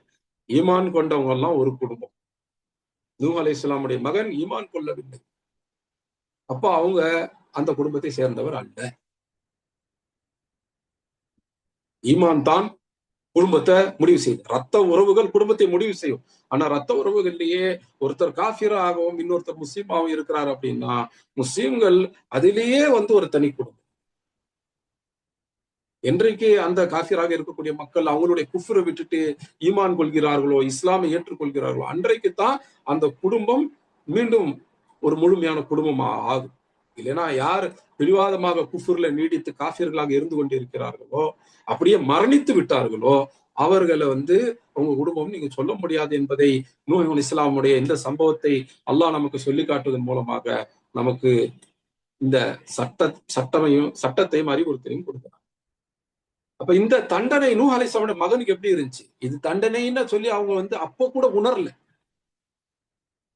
இப்பெல்லாம் தண்டனை வர முடியும் அப்படிலாம் அவங்க நம்பவே இல்லை. நூஹ் அலைஹிஸ்ஸலாமுடைய மகன் அவங்க கண்ணுக்கு முன்னாடி அடிக்கப்பட்டு போறாங்க. அந்த வெள்ளம் உயர்ந்து கொண்டே இருக்கிறது, மழை பொழிந்து கொண்டே இருக்கிறது, கீழே தண்ணி வந்து ஊற்று எடுத்துக்கொண்டே இருக்கிறது. நின்றுட்டு இருந்த அந்த கப்பல் யாரும் துடுப்பெல்லாம் போடாமலேயே அதுவே மிதந்து நகர ஆரம்பிக்குது. அதை கண்ணால் பார்த்த பிறகு கூட இது தண்டனை என்பதை அவங்களால உணர முடியல. தண்டனையாக இருந்தால் உணர்ந்திருப்பான், ஆமா இது தண்டனை தான் அப்படின்னு உணர்ந்திருப்பான். ஃபிரௌனுக்கு கடைசியா உணர்வு வந்துச்சு பாத்தீங்களா, மூழ்கும் போது. ஆனா நூஹ் அலைஹிஸ்ஸலாமுடைய மகனுக்கு அந்த உணர்வு வரல. அதுதான் அந்த மாதிரியான தண்டனைகள் தான் நக்கீர் என்று சொல்லப்படும். லூத் அலைஹிஸ்ஸலாமுடைய சமூகம் அவங்களுக்கு அப்படித்தான். அவங்களுக்கு அந்த எச்சரிக்கை எல்லாம் கொடுக்கப்பட்டுச்சு. ஆனா அந்த எச்சரிக்கையை வந்து அவங்க பொய்ப்பித்தாங்க. கடைசி எச்சரிக்கை என்ன, அல்லாஹ்வுடைய தண்டனை இறங்க போகுது அப்படின்னு சொல்லும் போது அந்த எச்சரிக்கையுமே அவங்க பொய்ப்பித்தாங்க. அதெல்லாம் நடக்காது அப்படின்னு நம்பிக்கிட்டு இருக்கும் போது அந்த விடியற்காலை நேரத்துல அவங்களுக்கு அந்த அந்த தண்டனை இறங்கியது, மேலிருந்து இறங்கியது. அவங்க மேல கல் மழை பெய்தது, அது சுழற்றி சுழற்றி அடித்தது. அதற்கு பிறகு கடைசியா மலக்கு என்ன செஞ்சாங்க, அந்த ஊரையே அப்படியே மேல ஏற்றி அங்கேருந்து தலைக்கீழா புரட்டி அடிச்சாங்க பூமிக்குள்ள. அந்த ஊர் அப்படியே பூமிக்குள்ள போய் புதைஞ்சு போச்சு, ஆழமாக புதைந்து போனது. சோடோம் கொமோரா அப்படின்னு இரட்டை ஊர்கள், ட்வின் சிட்டிஸ். இன்னைக்கு நம்ம ஹைதராபாத் சிக்கந்தராபாத்னு 2 ஊர்களை பார்க்கிறோம் இல்லையா. ஹைதராபாத் சிக்கந்தராபாத் எங்க இருக்குது, முந்தைய ஆந்திர பிரதேஷ், இன்றைய தெலுங்கானா உடைய தலைநகரம். ஹைதராபாத்தினுடைய ட்வின் சிட்டி. அதே மாதிரியே அதுக்கு பக்கத்துல உள்ள இன்னொரு நகரம், இது ரெண்டும் ஒன்னா சேர்ந்து உருவாக்கப்பட்டது. செகந்திராபாத் அப்படின்னு சொல்லுவாங்க. அது செகந்திராபாத் இல்ல, சிக்கந்தர் ஆபாத். ஹைதர் ஆபாத், ஆபாத்னா ஊருக்கு சொல்றது, ஹைதர் ஆபாத். அதே போல சிக்கந்தர் ஆபாத், அதை வந்து பேச்சுக்கிட்ட செகந்திராபாதாக ஆக்கிட்டாங்க. சரி, ஹைதராபாத் சிக்கந்தராபாத் இந்த இரட்டை நகரங்கள். அந்த மாதிரி வந்து சில ஆயிரம் வருடங்களுக்கு முன்னால் இருந்த இரட்டை நகரங்கள், இன்றைய பலஸ்தீன் பகுதியில இருந்த இரட்டை நகரங்கள் தான் சோதோம் கொமோரா அப்படிங்கிற 2 நகரங்கள். அங்கு இருந்த மக்கள் ஓரின சேர்க்கையில ஈடுபட்டாங்க. அது என்ன ஓரின சேர்க்கை, ஒரு ஆணுக்கோ பெண்ணுக்கோ இன்னொருத்தரோட சேரணும் உடல் ரீதியாக அப்படின்னு ஒரு உணர்ச்சி வந்துச்சுன்னா அது இயற்கையாக இயல்பாக வரக்கூடியது. அல்லாஹ் சுப்ஹானஹு வ தஆலா வைத்த ஒரு இயற்கையான உணர்ச்சி தான். அதை அவங்க எப்படி தீர்த்துக்குவாங்க, ஒரு ஆண் இன்னொரு பெண்ணை கல்யாணம் செய்து கொண்டு அது வந்து ஹலாலான முறையில நடத்துவாங்க. அதே தான் ஒரு பெண் வந்து இன்னொரு ஆணை கல்யாணம் செய்து கொண்டு ஹலாலான முறையில் நடத்துவாங்க. ஆனா அதுல எது ஹராம், கல்யாணம் இல்லாம பண்றது ஹராம். அதிலே மிக மோசமான ஹராம் எதுனா, ஒரு ஆண் இன்னொரு பெண்ணோட சேராம ஆண் ஆணோட சேர்றது உடலுறவு ரீதியாக. அதே போல ஒரு பெண் இன்னொரு பெண்ணோட சேர்றது உடலுறவு ரீதியாக. இதெல்லாம் வந்து மனித சமூகத்திலேயே மிக இழிவான, மிக மோசமான பெரும்பாவம். மனித இயல்புக்கு, மனித இயற்கைக்கு மாறானது. நேச்சர், மனுஷனுடைய நேச்சர் எதுவோ அந்த நேச்சருக்கு மாறானது. ஆணுடைய தேடுதல் பெண்ணுகிட்ட தான் முடிவடையும், பெண்ணுடைய தேடுதல் ஆணுகிட்ட தான் முடிவடையும். அதற்கு பதிலாக முடிவடையாத ஒரு தேட்டமாக இருப்பது தான் ஆண் ஆணை தேடுறது, பெண் பெண்ணை தேடுறது. இன்றைய உலகத்துல அதெல்லாம் ரொம்ப ஃபேஷனபிளாக ஆக்கிச்சு. இதான் நாகரிகம் அப்படின்னு பேசுறாங்க. இன்றைய வகுப்பீடு ஆரம்பத்தில் பேசுவாங்க, நாகரிகம் எதனால் நாகரிகம், ஆண் ஆணோட சேர்றது நாகரிகம், பெண்ணு பெண்ணோட சேர்றது நாகரிகம். இதெல்லாம் வந்து ஒரு இயக்கமா, இதான் மூவ்மெண்டா, அதுக்கு பேர் வச்சிருக்கிறாங்க LGBTQ+ அப்படின்லாம் போட்டு வச்சிருக்காங்க. முதல்ல LG இருந்துச்சு, LGBT இருந்துச்சு, அப்புறம் LGBTQ ஆச்சு, அப்புறம் இன்னும் விதவிதமான அசிங்கமான உடல் உறவு முறைகள்லாம் வரவுன்னு LGBTQ+ போட்டுட்டாங்க. அது என்ன LG, அதுல LG மட்டும் பாத்துங்க. எல்னா லெஸ்பியன் அப்படின்னு அர்த்தம். லெஸ்பியன் அப்படின்னா ஒரு பெண் இன்னொரு பெண்ணோடு சேருதல் உடல் உறவு ரீதியாக. இது ஹராம், இது அசிங்கம், கேவலம். ஒரு பெண் இன்னொரு ஆணோட தான் சேரணும், அதுவும் நிக்கா ரீதியாக சேர்றது, அது அவங்களுக்கு ஹலாலாக்கப்பட்டதா இருக்கும். அதே போல ஒரு ஆண் ஆணோட சேர்றது, இதுக்கு வந்து கே சேர்றதுன்னா நான் உடல் உறவு ரீதியாக சேர்றது, இதுவும் ஹராம். ஒரு ஆண் இன்னொரு பெண்ணோட தான் சேரலாம், அதுவும் நிக்கா செய்து ஹலாலாக அதை ஆக்கிக்கணும். அப்ப பெண் பெண்ணோட சேர்ந்தால் அதுக்கு லெஸ்பியன், ஆண் ஆணோட சேர்ந்தால் அதுக்கு கே. அந்த லெஸ்பியனுடைய முதல் எழுத்து எல், கே உடைய முதல் எழுத்து ஜி, இதான் LG. அதுக்கப்புறம் பைசெக்சுவல் அப்படிங்கிறது இருக்குது. அது வந்து ஒரு ஆண் வந்து இன்னொரு ஆணோடையும் சேருவாங்க, இன்னொரு பெண்ணோடையும் சேருவாங்க. அதே போல ஒரு பெண் இன்னொரு பெண்ணோடையும் சேருவாங்க, ஆணோடையும் சேருவாங்க. அதாவது பைசெக்சுவலா, அது 2 செக்சுவலா, 2 செக்சுவலையும் சேருவாங்க. இதுதான் LGB. இந்த மாதிரிதான் டிரான்ஸ்ஜெண்டர், குவேர், இன்னும் நிறைய எல்லாம் போட்டு வச்சிருக்கிறாங்க. இன்றைய நவீன காலத்துல மேற்குலகுல இதெல்லாம் நாகரிகம் சொல்றாங்க. அது மேற்குலகுல மட்டும் இல்லை. இது வந்து யூஎஸ்ல, யூகேல, ஜெர்மனில, பிரான்ஸ்ல மட்டும் இல்லை. இந்தியாவுக்குள்ளேயும் நுழைஞ்சு தமிழ்நாட்டுக்குள்ளேயும் நுழைஞ்சிருச்சு. இவங்க தங்களுக்கு என்று ஒரு மாதத்தை வேற தேர்ந்தெடுத்து வச்சிருக்கிறாங்க. வருஷத்துல ஜூன் மாசம் அவங்களுடைய மாசமா. அதுக்கு வந்து இந்த மாதிரி ஓரின சேர்க்கையாளராக லெஸ்பியன், கே, பைசெக்சுவலா இருக்கிறது எல்லாம் வந்து பெருமைப்பட வேண்டிய விஷயம். பெருமிதம் கொள்ள வேண்டிய விஷயமா. அதுக்கு இங்கிலீஷ்ல பிரைட் அப்படின்னு சொல்லுவாங்க. பெருமிதம், பெருமை அப்படின்னு சொல்றதுக்கு இவங்க வந்து இதுல வந்து பெருமைப்பட வேண்டிய விஷயம் அப்படிங்கிறத சொல்லி அந்த மாசத்துல முழுக்க அவங்க கொண்டாட்டம் நடத்துவாங்க. அதை வந்து பொது வெளியில பப்ளிக்ல நடத்துவாங்க. அதுக்காக இவங்க எல்லாம் ஒண்ணு திரண்டு எப்படி அரசியல் கட்சிகள் ஊர்வலம் போதோ அந்த மாதிரி இந்த ஓரின சேர்க்கையாளர்கள் ஊர்வலம் எல்லாம் போவாங்க. அதுக்கு பிரைட் மார்ச், பெருமித பேரணி அப்படின்லாம் பேர் வச்சிருக்கிறாங்க. இதெல்லாம் சென்னையில கடந்த 3-4 வருடங்களாக நடக்குது. எங்கேயோலாம் இல்ல, தமிழ்நாட்டின் தலைநகரான சென்னையில வருஷம் ஜூன் மாசம் பிரைட் மார்ச் என்று சொல்லி ஒரு நாள்ல பகல் நேரத்துல அவங்க சென்னையில முக்கியமான இடங்கள்ல பேரணியாக போறாங்க, வர்றாங்க. இதெல்லாம் வந்து மக்கள்கிட்ட நார்மலாக பாக்குறாங்க. அதுல இன்னொரு முக்கியமான விஷயத்த சொல்லிட்டு நம்ம மறுபடியும் இந்த இடத்துக்கு வருவோம். இது தொடர்புடைய, நேரடியா தொடர்புடையதுதான். லூத் அலைஹிஸ்ஸலாமுடைய சமூகம் அழிக்கப்பட்டதை பத்தி பேசுறோம் இல்லையா? அதே விஷயங்கள் நமக்கு மத்தியில பரவலாயிட்டு வருது. நேரடியா நம்ம கிட்ட, அதுவும் குறிப்பா முஸ்லிம்கள்ட்ட வந்து ஓரின சேர்க்கை நல்ல விஷயம், ஏத்துக்குங்க, அல்லது நல்லதுன்னு கூட சொல்லாட்டி பரவாயில்ல, தப்புன்னு சொல்லாதீங்க, விருப்பப்பட்டவங்க செஞ்சுட்டு போட்டோம், அவங்கவுங்க சாய்ஸ், அது அவங்களுடைய தெரிவு, அவங்க வாழ்க்கை அவங்க வாழ்ந்துட்டு போறாங்க அப்படின்லாம் நியாயப்படுத்த பாக்குறாங்க. இதெல்லாம் நியாயப்படுத்துறதுக்கு அனுமதி இல்லாத விஷயங்கள். கொலை செய்யறது அவங்க சாய்ஸ், தற்கொலை பண்ணிக்கிறது அவங்க சாய்ஸ் அப்படின்லாம் சொல்ல முடியுமா? அது அவங்களுடைய தேர்வு. அதுல ஏன் நம்ம தலையிடணும்? அவர் விருப்பப்பட்டா தற்கொலை பண்ணிக்கிறாரு, அவர் வந்து ஆசைப்பட்டா இன்னொருத்தரை கொலை பண்றாரு, அதுலலாம் போய் நம்மள தலையிடலாமா? நம்மளை பாதிக்காத வரைக்கும் சும்மா இருந்துடலாம் அப்படின்னு யாராவது சொன்னா ஏத்துக்கோமா? கொள்ளை அடிக்கிறது வந்து அவங்களுடைய சாய்ஸ், அவங்களுடைய தெரிவு. அவர் போறாரு, அவர் ஆசைப்படுறாரு, கொள்ளை அடிக்கிறாரு, அதெல்லாம் வந்து நம்ம குறை சொல்லலாமா அப்படின்னு கேட்போமா? கொலை, கொள்ளை, தற்கொலை இதெல்லாம் வந்து தவறுகள், பாவங்கள், பெரும்பாவங்கள்ங்கிறத நம்ம ஏத்துக்கிறோம். அதே மாதிரியான ஒரு மோசமான, இழிவான ஒரு விஷயம்தான் ஓரின சேர்க்கை அப்படிங்கிறது. ஓர் இனம், அதாவது ஒரே இனம்.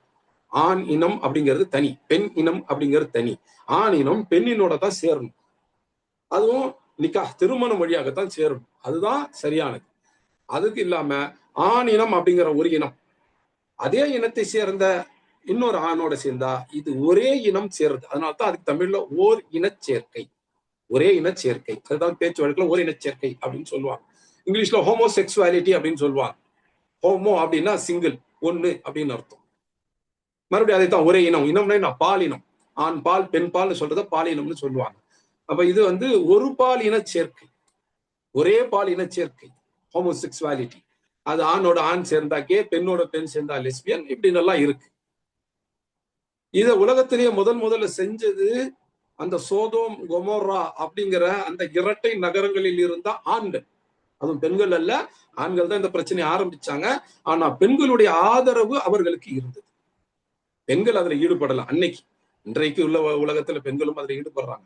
அன்றைக்கு இருந்த உலகத்துல அது முதல்ல நடக்கும் போது அந்த சமூகத்துல ஆண்கள் மற்ற ஆண்களோடு ஒரு பாலின சேர்க்கை, ஹோமோசெக்சுவாலிட்டி ஆக்ட்ஸ்ல ஈடுபட்டாங்க.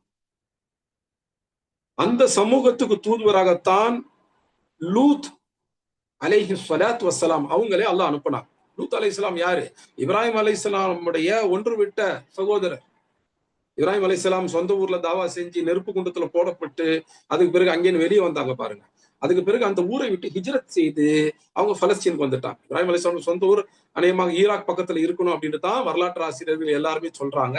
ஈராக்ல ஊர் அப்படிங்கிற ஒரு ஊர்ல இருந்திருப்பாங்க அப்படின்னு சொல்றாங்க. அந்த சொந்த ஊரில் இருந்து அவங்க காலி பண்ணிட்டு ஹிஜ்ரத் செய்து ஈராக்ல இருந்து எகிப்துக்கு போய் பலஸ்தீனுக்கு போய் கடைசியா செட்டில் ஆகிறாங்க. அதுல இப்ராஹிம் அலைஹிஸ்ஸலாம் இன்றைக்கு நம்ம பலஸ்தீன்ல பார்க்கக்கூடிய ஹிப்ரான் அப்படிங்கிற நகரத்துல, அந்த சிட்டியில அவங்க வந்து செட்டில் ஆனாங்க. அங்கேதான் மௌத்தானாங்க. அவங்களுடைய கபர் அங்கேதான் இருக்கு என்று வரலாற்று ஆசிரியர்கள் பொதுவாக சொல்வது உண்டு. அது போல இப்ராஹிம் அலைஹிஸ்ஸலாம் வந்து அந்த சொந்த ஊரை விட்டு காலி பண்ணிட்டு வரும்போது அவங்க கூட 2 பேர் தான் வந்தாங்க. ஒண்ணு இப்ராஹிம் அலைஹிஸ்ஸலாமுடைய மனைவி சாரா, முதல் மனைவி. அன்னைக்கு அவங்க தான் ஒரே மனைவி. இன்னொன்று இப்ராஹிம் அலைஹிஸ்ஸலாம் கசின், அவங்களுடைய ஒன்று விட்ட சகோதரராக இருந்த லூத். இவங்க தான் வந்தாங்க. லூத் அலைஹிஸ்ஸலாம் பலஸ்தீன்ல அந்த சோதோம் நகர கோமரத்துல செட்டில் ஆகி அந்த ஊர்க்காரர் ஆயிட்டாங்க. இப்ப அந்த ஊர்ல மக்கள் இந்த மாதிரி ஓரினச்சேர்க்கை என்ற கேவலமான விஷயத்துல ஈடுபடும் போது அந்த மக்களுக்கு அச்சமூட்டி எச்சரிக்கை செய்வதற்கான தூதராக லூத் அலைஹிஸ்ஸலாமை தான் நல்லா ஆக்கணும். லூத் அலைஹிஸ்ஸலாம் வந்து அப்ப கல்யாணம் பண்ணி குடும்பம் எல்லாம் வந்துருச்சு. அவங்களுக்கு பெண் பிள்ளைகள் எல்லாம் வந்துட்டாங்க. பெண் பிள்ளைகள் வளர்ந்து கல்யாண வயசு உள்ள பிள்ளையெல்லாம் ஆயிட்டாங்க. லூத் அலைஹிஸ்ஸலாம் எவ்வளவு எச்சரிக்கை செய்தும் அந்த சோதோம் கொமோரா நகரத்து ஆண்கள் திருந்துவதாக இல்லை. அந்த விஷயத்துல நீங்க தலையிடுறீங்க. அவங்க ஆசைப்பட்டு தான் அவங்க செஞ்சுட்டு போறாங்க. நீங்க அதுல தலையிடுறீங்க. அவங்க விஷயத்துக்கு இருக்கட்டுமே அப்படின்னு லூத் அலைஹிஸ்ஸலாமுடைய மனைவி பேசுறான். நபியினுடைய குடும்பம் எப்படி நூஹ் அலைஹிஸ்ஸலாமுடைய குடும்பத்துல அவங்களுடைய மகன் ஒருத்தர் காஃபிரா இருந்தார். இப்ராஹிம் அலைஹிஸ்ஸலாம் குடும்பத்துல அவங்களுடைய தந்தையே காஃபிராக, அதுவும் சிலைகளை செய்யக்கூடியவராக இருந்தார். அதனால லூத் அலைஹிஸ்ஸலாமுடைய குடும்பத்துல அவங்களுடைய மனைவி இந்த பாவத்தை தடுக்க கூடாதுன்னு கணவர்கிட்ட வந்து வாதிடுவார். அவங்களுக்கு சேர்த்துதான் தண்டனை இறங்குச்சு. பாவிகளுக்கு மட்டும் தண்டனை இறங்கவில்லை. அந்த பாவத்தை தடுக்க கூடாது அப்படி ஏங்க அதை பத்தி பேசிக்கிட்டு விட்டுட்டு போக வேண்டியதானே அப்படின்னு சொன்னா உங்களுக்கும் தண்டனை இறங்கும். தீமையை தடுக்காதவர்கள் அவங்களும் சேர்ந்துதான் தண்டனைக்கு ஆளாகும். என்றைக்கும் நன்மையை தீமையை தடுப்பது முஸ்லிம்கள் மீது கடமை. நம்ம சுற்றி தீமைகள் நடக்குது, அதை வந்து ஒருத்தர் தடுக்கிறாங்க. அப்படி தடுக்கும் போது சொந்தக்காரர்கிட்ட சொல்லுவாங்க, என்னத்துக்கு நிப்பி அதெல்லாம் தலையிட்டு அவங்க பாட்டுக்கு இருந்துட்டு போறாங்க. நீ அதை செய்தி இல்ல, நீ தப்ப செய்தி இல்ல, நீ வந்து நல்லவனா இருக்கிற இல்ல, அது போதும் விடு, நீ எப்படி அடுத்தவங்க விஷயத்தை தலையிட்டு இருக்கிற அப்படின்வாங்க. அடுத்தவங்க விஷயத்தை தலையிறது அவங்க எதை சொல்றாங்க, அவங்களோட தனிப்பட்ட விஷயமா அது பொது ஒழுங்கை கெடுக்கக்கூடிய விஷயம், பொது ஒழுக்கத்தை இல்லாமல் ஆக்கக்கூடிய விஷயம். அவங்களோட தனிப்பட்ட ஒழுக்கம் இல்லை, அவர் வீட்டுக்குள்ள ஏதோ பண்ணிக்கிறான்னு இல்லை. பொதுவுல இருக்கிறது ஒரு ஆணும் பெண்ணும் சேருவது தான் அல்லாஹ் சுப்ஹானஹு வ தஆலா கொடுத்த இயற்கையான வழிமுறை. அதை விட்டுட்டு செயற்கைன்னு மட்டும் இல்ல, அது வந்து மனித இயல்புக்கு, மனித உடலுக்கு, மனித மனதுக்கு முரணான ஒரு விஷயம். ஒருபாலின சேர்க்கை, ஹோமோசெக்சுவாலிட்டி அப்படிங்கிறது அது அவங்க பொதுவில் பப்ளிக்லயுமே செய்ய ஆரம்பிக்கும் போது லூத் அலைஹிஸ்ஸலாம் அவங்களுக்கு எச்சரிக்கை செய்யறாங்க. அல்லாஹ் சுப்ஹானஹு வ தஆலா கட்டளையின்படி எச்சரிக்கை செய்யறாங்க. ஆனா அவங்க திருந்தல. அவங்களுக்கு லூத் அலைஹிஸ்ஸலாமுடைய மனைவி வந்து ஆதரவு. யாருக்கு? லூத் அலைஹிஸ்ஸலாமுக்கு இல்ல, ஓரின சேர்க்கையில் ஈடுபடக்கூடிய ஆண்களுக்கு இவங்க ஆதரவு. இவங்க ஓரின சேர்க்கையில் ஈடுபடல, ஆனா அந்த ஆண்களுக்கு ஆதரவு தெரிவிச்சு அல்லாஹ் வேதனை இறக்கணும்னு முடிவு செய்து மலக்குகளை அனுப்பி விடுறாங்க. மனித உருவத்துல மலக்குகள் முதல்ல இப்ராஹிம் அலைஹிஸ்ஸலாம் வீட்டுக்கு வராங்க. அதெல்லாம் குர்ஆன்ல சொல்லப்படுது. அதுக்கு பிறகு அங்கே இருந்து லூத் அலைஹிஸ்ஸலாம் வீட்டுக்கு வர்றாங்க. லூத் அலைஹிஸ்ஸலாம் வீட்டுல அழகான ஆண்கள் இருக்கிறாங்க அப்படிங்கிற செய்தி அந்த ஊருக்காரங்களுக்கு போய் சேருது. யார் அந்த அழகான ஆண்கள்? மலக்குகள். மலக்குகள் எப்போ வந்து அழகானவங்க தான். நபிமார்கள் எப்பவுமே அழகானவங்க தான். இவங்க ரெண்டு பேருமே அல்லாஹ்வுடைய தூதர்கள். மலக்குகளும் சரி, நபிமார்களும் சரி அல்லாஹ்வுடைய தூதர்கள். அதுல மனுஷங்களுக்கு தூதரா மனித நபிகள் தான் வருவாங்க. மலக்குகள்லாம் வந்து அல்லாஹ்வுக்கும் நபிமார்களுக்கும் இடையில தூதர்களா வந்து போயிட்டு இருப்பாங்க. இப்ப மலக்குகள் மனித உருவம் எடுக்கும் போது அழகான அந்த உருவம் தான் எடுப்பாங்க. அப்ப அவங்களுடைய வடிவு, அவங்களுடைய அந்த உருவ அழகு, அதை பார்த்து அந்த ஊர்ல இருக்கிற ஆண் ஓரின சேர்க்கையாளர்கள் என்ன செய்யறாங்க, லூத் அலைஹிஸ்ஸலாம் வீட்டுல அழகான ஆண்கள் இருக்கிறாங்களாமே அப்படின்னு சொல்லிட்டு அந்த ஆண்கள் கிட்ட போறாங்க. லூத் அலைஹிஸ்ஸலாம் தடுத்து சொல்றாங்க, பெண்கள் இருக்கிறாங்க, நீங்க பெண்கள்கிட்ட போய் உங்களுடைய அந்த ஆசையை, உணர்ச்சியை ஹலாலான முறையில தீர்த்து கொள்ளுங்கள் என்று சொல்றாங்க. இல்ல இல்ல எங்களுக்கு ஆண்கள் தான் அப்படின்னு சொல்லி அவங்க வேகமா வர்றாங்க. அப்போ அல்லாஹ் அவங்க மீது தண்டனை இறக்கணும்னு முடிவு செஞ்சிடறாங்க. லூத் அலைஹிஸ்ஸலாம் கட்டளை வருது, நீங்களும் ஈமான் கொண்ட உங்கள் குடும்பத்தாரும் அந்த நகரத்தை விட்டு வெளியேறி விடுங்க. அதிகாலை நேரத்துல, ஃபஜ்ருடைய நேரத்துல அந்த வேதனை இறங்கும் அப்படின்னு அல்லாஹ் சொல்லிட்டான். அப்போ லூத் அலைஹிஸ்ஸலாம் தன்னுடைய மகள்கள் அவங்கள கூப்பிட்டுக்கிட்டு அதிகாலைக்கு சற்று முன்பாக அந்த ஊரை விட்டு வெளியேறிடுறாங்க. அவங்களுடைய மனைவி வரல. அப்ப அந்த அதிகாலை நேரத்துல அல்லாஹ்வுடைய நக்கீர், எதிர்பாராத அந்த தண்டனை அந்த ஊருக்கு இறங்குது. லூத் அலைஹிஸ்ஸலாம் கிளம்பி போறாங்க. அப்ப கூட அந்த மனைவிக்கு புத்தி கெட்டல. அவங்களுக்குமே அது ஒரு நக்கீர் ஆக, எதிர்பாராத ஒரு தண்டனையாகத்தான் அமைஞ்சிச்சு. அவங்களுக்கெல்லாம் தண்டனை வராது, இதுக்கெல்லாம் தண்டனை வருமா அப்படின்லாம் நினைச்சுக்கிட்டு இருந்தவங்கள்ட்ட எதிர்பாராத ஒரு தண்டனையாக இறங்குறது தான் நக்கீர். இன்றைக்கு இந்த மாதிரி கேவலமான செயல்கள் நான் சொன்னேன், நம்ம சென்னை வரைக்கும் வந்துருச்சு. நம்முடைய வீடுகளுக்குள்ளும் நுழைந்திருக்கிறது. நம்முடைய பலருடைய வீட்டுக்குள்ளே நுழைஞ்சிருக்கு. என்ன அப்படின்னா, ஓரின சேர்க்கை ஹோமோசெக்சுவாலிட்டி நுழையல. ஆனா ஹோமோசெக்சுவல்ஸ் இருக்கிறாங்க பாருங்க, அந்த LGBTQ+ அப்படிங்கிற ஒரு இயக்கமா நடத்திட்டு இருக்காங்கல்ல, LGBTQ மூவ்மெண்ட். இவங்க இயக்கத்துக்கு ஒரு கொடி இருக்கு. உலகம் முழுக்க அந்த ஒரு கொடியை அவங்க பயன்படுத்துறாங்க. உலகத்துல எல்லா நாட்டிலையும் அதுதான் கொடி அப்படின்னு வச்சிருக்கிறாங்க. அந்த கொடியில 6 நிறங்கள் இருக்கும். பொதுவா நம்ம ரெயின்போ பார்த்திருப்போம், வானவில். வானவில்ல எத்தனை நிறங்கள் இருக்கும்? 7 நிறங்கள் இருக்கும், 7 கலர்ஸ். இந்த LGBTQ உடைய பிளாக், அவங்களுடைய கொடி 6 நிறங்கள். பாக்குறதுக்கு ரெயின்போ மாதிரியே தெரியும். ரெயின்போ பிளாக்னு நினைச்சுக்குவாங்க. இல்ல, கவுண்ட் பண்ணி பாத்தீங்க, எண்ணி பாத்தீங்கன்னா ஒரு கலர் குறையும், 6 கலர் தான். சரி, அதுக்கு நமக்கு என்ன சம்பந்தம்? அது எங்க நம்ம வீட்டுக்கு வந்துச்சுன்னு கேக்குறீங்க இல்லையா? நிறைய பேர் மொபைல் போன் கவர் வச்சிருப்பீங்க, 6 கலர் உள்ள ரெயின்போ மாதிரி இருக்கும். ஆனா 6 கலர் தான் இருக்கும். நீங்க எண்ணி பார்த்திருக்க மாட்டீங்க. அப்படியே கலர் கலரா இருக்கு, பாக்குறதுக்கு நல்லா இருக்கு, ரெயின்போ டிசைன்ல மொபைல் போன் கவர் அப்படின்னு சொல்லி வாங்கி உங்க மொபைல் போனுக்கு மாட்டி வச்சிருப்பீங்க. எடுத்து செக் பண்ணி பாருங்க, 7 கலர் இருக்காது, 6 கலர் தான் இருக்கும். ரெயின்போ பிளாக நமக்கு இயல்பாக நார்மலாக ஆக்குறாங்க. அதுக்குள்ள எதிர்ப்புணர்ச்சியை குறைக்கிறாங்க. நாளைக்கு எங்கேயாவது அந்த ஓரின சேர்க்கையாளரோட கொடியை பார்த்தோம்னா நமக்கு அருவருப்போ கோபமோ வராது. ஏன்னா அதை பார்த்து பார்த்து பழகிட்டோம். நம்ம வீட்டுல இருக்க, நம்ம போன்ல இருக்கு.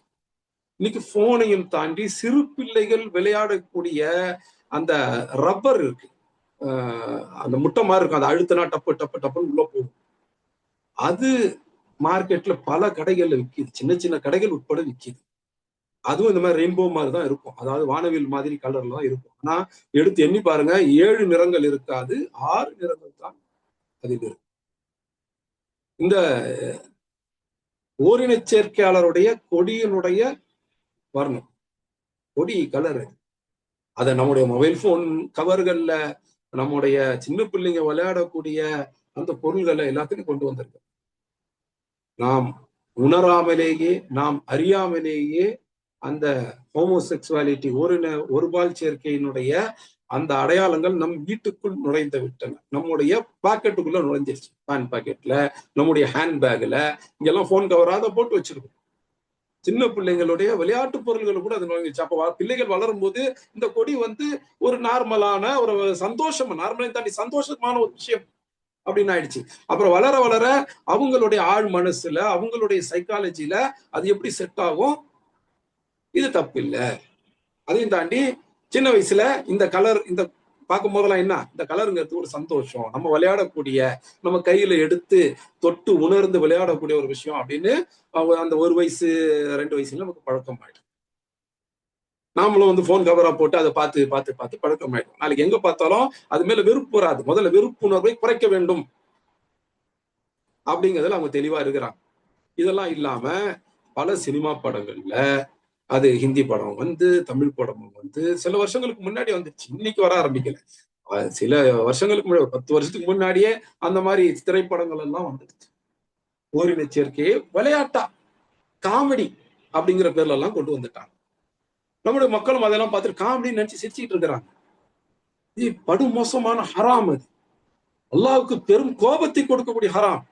மது அருந்தனா கூட அல்லாஹ் ஒரு சமூகத்துக்கு மேல உடனடியா தண்டனை இறக்கிறது இல்லை, நிறைய அவகாசம் கொடுப்பாங்க. ஆனா ஓரின சேர்க்கையில ஒரு சமூகத்தினுடைய பெரும்பான்மை ஈடுபட்டுட்டாங்க, அங்க அதுக்கு எதிரான தாவாவும் ஒர்க் அவுட் ஆகல அப்படின்னா அந்த சமூகத்தின் மீது அல்லாஹ்வுடைய தண்டனை இறங்கும், அந்த சமூகமே அழிக்கப்படும். சோடோம் கொமோரா ஊர்களை இந்த மாதிரி மேலிருந்து கல் மழை, சுழல் காற்றுல கல் புயல் அப்படின்லாம் அடிச்ச பிறகு மலக்குகள் அப்படியே அதை உயரமா தூக்குனாங்க.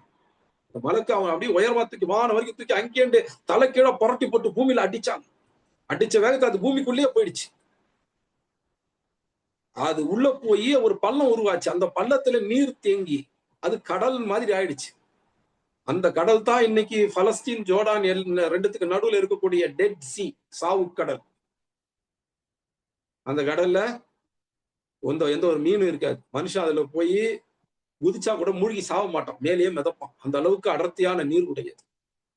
அல்லாஹ்வுடைய கோபத்தின் வெளிப்பாடு அங்க இருக்குது. இப்ப அல்லாஹ் கேக்குறாங்கல்ல, கைஃப கான நகீர், என்னுடைய அந்த தண்டனை, எதிர்பாராத தண்டனை, நீங்கள் எதிர்பாராத நேரத்தில் வந்து அந்த பழிவாங்கல் எப்படி இருந்தது அப்படின்னு நல்லா கேக்குறீங்களா? எப்படி இருந்ததுன்னு தெரிஞ்சுக்கணும்னா டெட் சீய பாருங்க. டெட் சீயுடைய வரலாறு பாருங்க. சாவு கடவுளுடைய வரலாறு பாருங்க. இன்னும் உலகத்துல பல்வேறு இடங்கள்ல அடிக்கப்பட்ட சமூகங்களுடைய இடங்கள் இருக்கின்றன. இன்னைக்கு ஜோர்டான்ல பெட்ரா நைட்ஸ் அப்படின்னு டூர் போடுறாங்க. பெட்ராங்கிறது என்ன? முந்தி ஒரு சமூகம் வாழ்ந்து அல்லாஹ்வுடைய வேதனை இறங்கி அழிக்கப்பட்ட இடம். இன்னைக்கு அதெல்லாம் டூரிஸ்ட் பிளேஸ் ஆக்கி வச்சிருக்கிறாங்க. அல்லாஹ் போய் பார்க்க சொன்னது டூர் போங்கன்னு சொல்றதுக்காக அல்ல. அதை பார்த்து படிப்பினை பெற்று நீங்க செய்த தவறை உணர்ந்து தௌபா செய்து திருந்துங்க. திருந்தறதுக்காக அல்லாஹ் இந்த விஷயங்களை கவனிக்க சொல்றாங்க. நீங்க என்ன சொல்றாங்க, அல்லாஹ் பார்க்க சொன்னல அப்படின்னு சொல்லிட்டு டூர் ப்ரோக்ராம் போட்டுக்கிட்டு அவங்க வந்து பெட்ராவுக்கும் டெட்சிக்கும் போயிட்டு வர்றாங்க. அல்லாஹ்வுடைய எச்சரிக்கை கூட நமக்கு கேளிக்கையாக கொண்டாட்டமா இருந்துச்சு. அல்லாஹ்வுடைய எச்சரிக்கையை கேளிக்கையாக கொண்டாட்டமாக எடுத்துக்கொண்டால் அப்ப நம்ம மீது அந்த வேதனை இறங்கும் போது நமக்கும் அது நக்கீராகத்தான் இருக்கும். எதிர்பாராத ஒரு தண்டனையாக, எதிர்பாராத ஒரு வேதனையாகத்தான் இருக்கும். ஏன்னா நாம வந்து ஜாலியா இருந்திருப்போம். அல்லாஹ்வுடைய தண்டனை நடந்த இடங்கள்ல கடந்து போகும்போது நபி முஹம்மது ஸல்லல்லாஹு அலைஹி வஸல்லம் சொல்லி இருக்கிறாங்க. தபூக் போருக்கு அவங்களுடைய படைகள் வரும்போது இந்த மாதிரி தண்டனை உள்ள இடத்தை கடந்து போகுது. அந்த இடத்துல நிக்காதீங்கன்னு ரசூலுல்லாஹ் சொல்றாங்க. வேகமா அதை கடந்து போங்க அப்படிங்கிறாங்க. அந்த இடங்கள்ல இருந்து படிப்பினையை தான் பெற்றுக்கொள்ளுமே தவிர அந்த இடத்த சுத்தி பார்த்துட்டு அந்த இடத்துல நைட் ஸ்டே, அந்த இடத்துல பார்ட்டி, அது வந்து ஒரு டூர் அப்படின்லாம் வைக்கிறது அல்லாஹ்வுடைய எச்சரிக்கையை, அல்லாஹ்வுடைய தண்டனையை கேலி கூத்தாக ஆக்குறது. அல்லாஹ் கிண்டல் அடிக்கிறது. அல்லாஹ் அதை விட்டு நம்ம எல்லாரையும் பாதுகாக்கும். அல்லாஹ் இந்த தண்டனை பத்தி பேசும்போது இன்னொரு விஷயத்தை கவனிச்சுக்கலாம். இதுக்கு முன்னாடி இருந்த 2 ஆயத்துகள், இந்த சூரத்துல் முல்க் 67 சூரடைய 16 மற்றும் 17வது ஆயத்துகள்ல நேரடியா அல்லாஹ் பேசுறாங்க. நீங்க நீங்க உங்களுக்கு அப்படின்னு பேசுறாங்க. உங்களுக்கு இப்படி தண்டனை வரும்னு நீங்க வந்து பயப்படாம பாதுகாப்பா இருக்கதான் நினைச்சிட்டு இருக்கிறீங்களா அப்படின்னு நீங்கன்னு சொல்லி கேட்கிறாங்க. ஆனா இந்த ஆயத்துல தண்டனை பற்றி பேசும் பொழுது அல்லாஹ் அந்த நீங்க அப்படின்னு செகண்ட் பர்சன்ல பேசுறது விட்டுட்டு அவங்களுக்கு வந்துச்சு அப்படின்னு சொல்றாங்க. அது எப்படி இருந்துச்சு, அது எப்படி இருந்துச்சு நீங்க பாத்தீங்களா? அந்த இடத்துல நீங்கன்னு வரவே இல்லை, தேர்ட் பர்சனுக்கு போயிடுச்சு. அவங்க அங்க பாத்தீங்களா அப்படின்னு இருக்குது. இது வந்து அல்லாஹ்வுடைய பேச்சு வழக்கு. அல் குர்ஆன்ல அல்லாஹ் தண்டனை பத்தி பேசும் போதெல்லாம் அந்த இடத்துல தான் அப்படிங்கறத அல்லாஹ் சேர்த்துக்க மாட்டான். அல்லாஹ் தான் தண்டித்ததை பற்றி நேரடியாக பேசும் போதெல்லாம் தான் அப்படிங்கறத சேர்க்க மாட்டான். யாருக்கு தண்டனை அல்லாஹ் கொடுத்துட்டாங்களோ அவங்க வந்து அல்லாஹ் விட்டு தூரமாக்கப்பட்டவர்கள். அப்ப அவங்கள நெருக்கமாக மொழி ரீதியாக கூட அல்லாஹ் கொண்டு வர மாட்டான். அது இந்த ஆயத்திலையும் பாக்குறோம். சூரத்துல் ஃபாத்திஹாவிலேயே அது இருக்கு. அல்ஹம்து சூரால. அல்ஹம்து சூராவுடைய கடைசி ஆயத்து என்ன? கைரில் மக்தூபி அலைஹிம், கோபத்துக்கு ஆளானவருடைய அந்த வழி அல்ல அப்படின்னு கேட்கிறோம் இல்லையா? பொதுவா அதை மொழிபெயர்க்கும் போது எல்லாம் எப்படி மொழிபெயர்க்கிறாங்க? அல்லாஹ் உன்னுடைய கோபத்திற்கு ஆளானவங்க வழி அல்ல அப்படின்னு சொல்றாங்க. உன்னுடைய.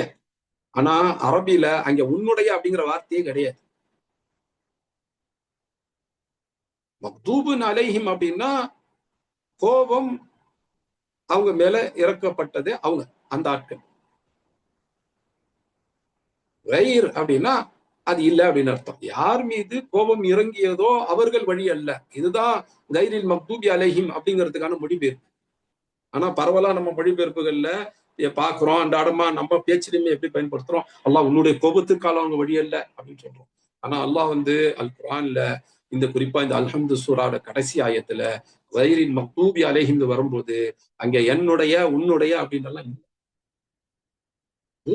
மக்தூபின் அலைஹிம், மக்தூப் கோபத்தை பெற்றவர்கள், அவங்க மேல கோபத்தை பெற்றுக் கொண்டவர்கள், அவங்க மீது கோபம் இறக்கப்பட்டவர்கள், அப்படிதான் இருக்குது. இது அல்லாஹ் பயன்படுத்துற ஒரு முறை. இது வந்து குர்ஆனுடைய இலக்கிய நயத்துல உள்ளது. இந்த செகண்ட் பர்சன்ல இருந்து தேர்ட் பர்சன் அது வரைக்கும் நீங்கன்னு பேசிக்கிட்டு இருந்தது, அப்புறம் அவங்க அப்படின்னு பேசுறாங்க இல்லையா? இதுக்கு வந்து இல்திஃபாத் அப்படின்னு சொல்லுவாங்க. அரபி மொழியை படிக்கிறவங்களுக்கு பலாகா அப்படிங்கிற ஒரு துறை அரபி இலக்கணத்துல இருக்கு, மொழி கல்வியில இருக்குன்னு தெரியும். இலக்கணம் இல்ல, மொழி கல்வியில. இப்ப இலக்கணத்தை படிக்கிறது தான் சர்ஃபு நஹ்வு அப்படிங்கிறது. அந்த வார்த்தைகளை பற்றி படிக்கிறது வந்து இஷ்டிகாக் அப்படின்னு சொல்லுவாங்க. இல்முல் இஷ்டிகாக் அப்படின்னு சொல்லுவாங்க. அந்த மொழியினுடைய இலக்கிய நயம், இலக்கிய ரீதியான பயன்பாடு அப்படிங்கிறத படிக்கிறது, அதாவது எலாக்வன்ஸ் அதெல்லாம் படிக்கிறதுக்கு வந்து பலாகா அப்படின்னு சொல்லுவாங்க. அந்த பலாகாவுக்குள்ள 3 கல்விகள் இருக்கின்றன. அதுக்குள்ள 3 இல்மு இருக்கு. பயான், பதிய, மஆனி அப்படின்னு இருக்கு. இதுல வந்து பலாகால தான் இல்திஃபாத் அப்படிங்கிறது பார்ப்பாங்க. இங்கிலீஷ்ல இது வந்து டிரான்சிஷன், சேஞ்ச் அப்படின்னு சொல்லுவாங்க. அல்லாஹ் செகண்ட் பர்சன்ல பேசிட்டே இருக்கும்போது திடீர்னு தேர்ட் பர்சன் போயிட்டாங்க. அதாவது எதிரில் இருக்கிறவங்களை பத்தி பேசுறதுதான் செகண்ட் பர்சன். ஃபர்ஸ்ட் பர்சன் அப்படின்னா நான் என்னை பத்தி பேசுறது. செகண்ட் பர்சன்னா இப்ப நீங்க எதிரில் கவனிச்சுட்டு இருக்கீங்க, நீங்க செகண்ட் பர்சன். நீங்க அப்படின்னு நான் பேசிக்கிட்டு பத்தி அந்த நீங்கள் அப்படிங்கிறது இரண்டாவது ஆளா பேசுறது. தேர்ட் பர்சன்னா அந்த இடத்துல இல்லாத 3வது ஆள் அவங்க அப்படின்னு பேசுறது. அல்லாஹ் எதிரில் இருக்கிறவங்கள எச்சரிக்கை செய்யறாங்க. அப்பெல்லாம் வந்து நீங்க அப்படின்னு பேசிட்டு இருக்கிறாங்க. யாருக்கு ஏற்கனவே தண்டனை இறங்கி விட்டது அவங்கள பத்தி வரும்போது தேர்ட் பர்சனுக்கு போயிடுது. அவங்களோட அல்லாஹ் தூரத்தை காண்பிக்கிறாங்க மொழி பயன்பாட்டிலேயே.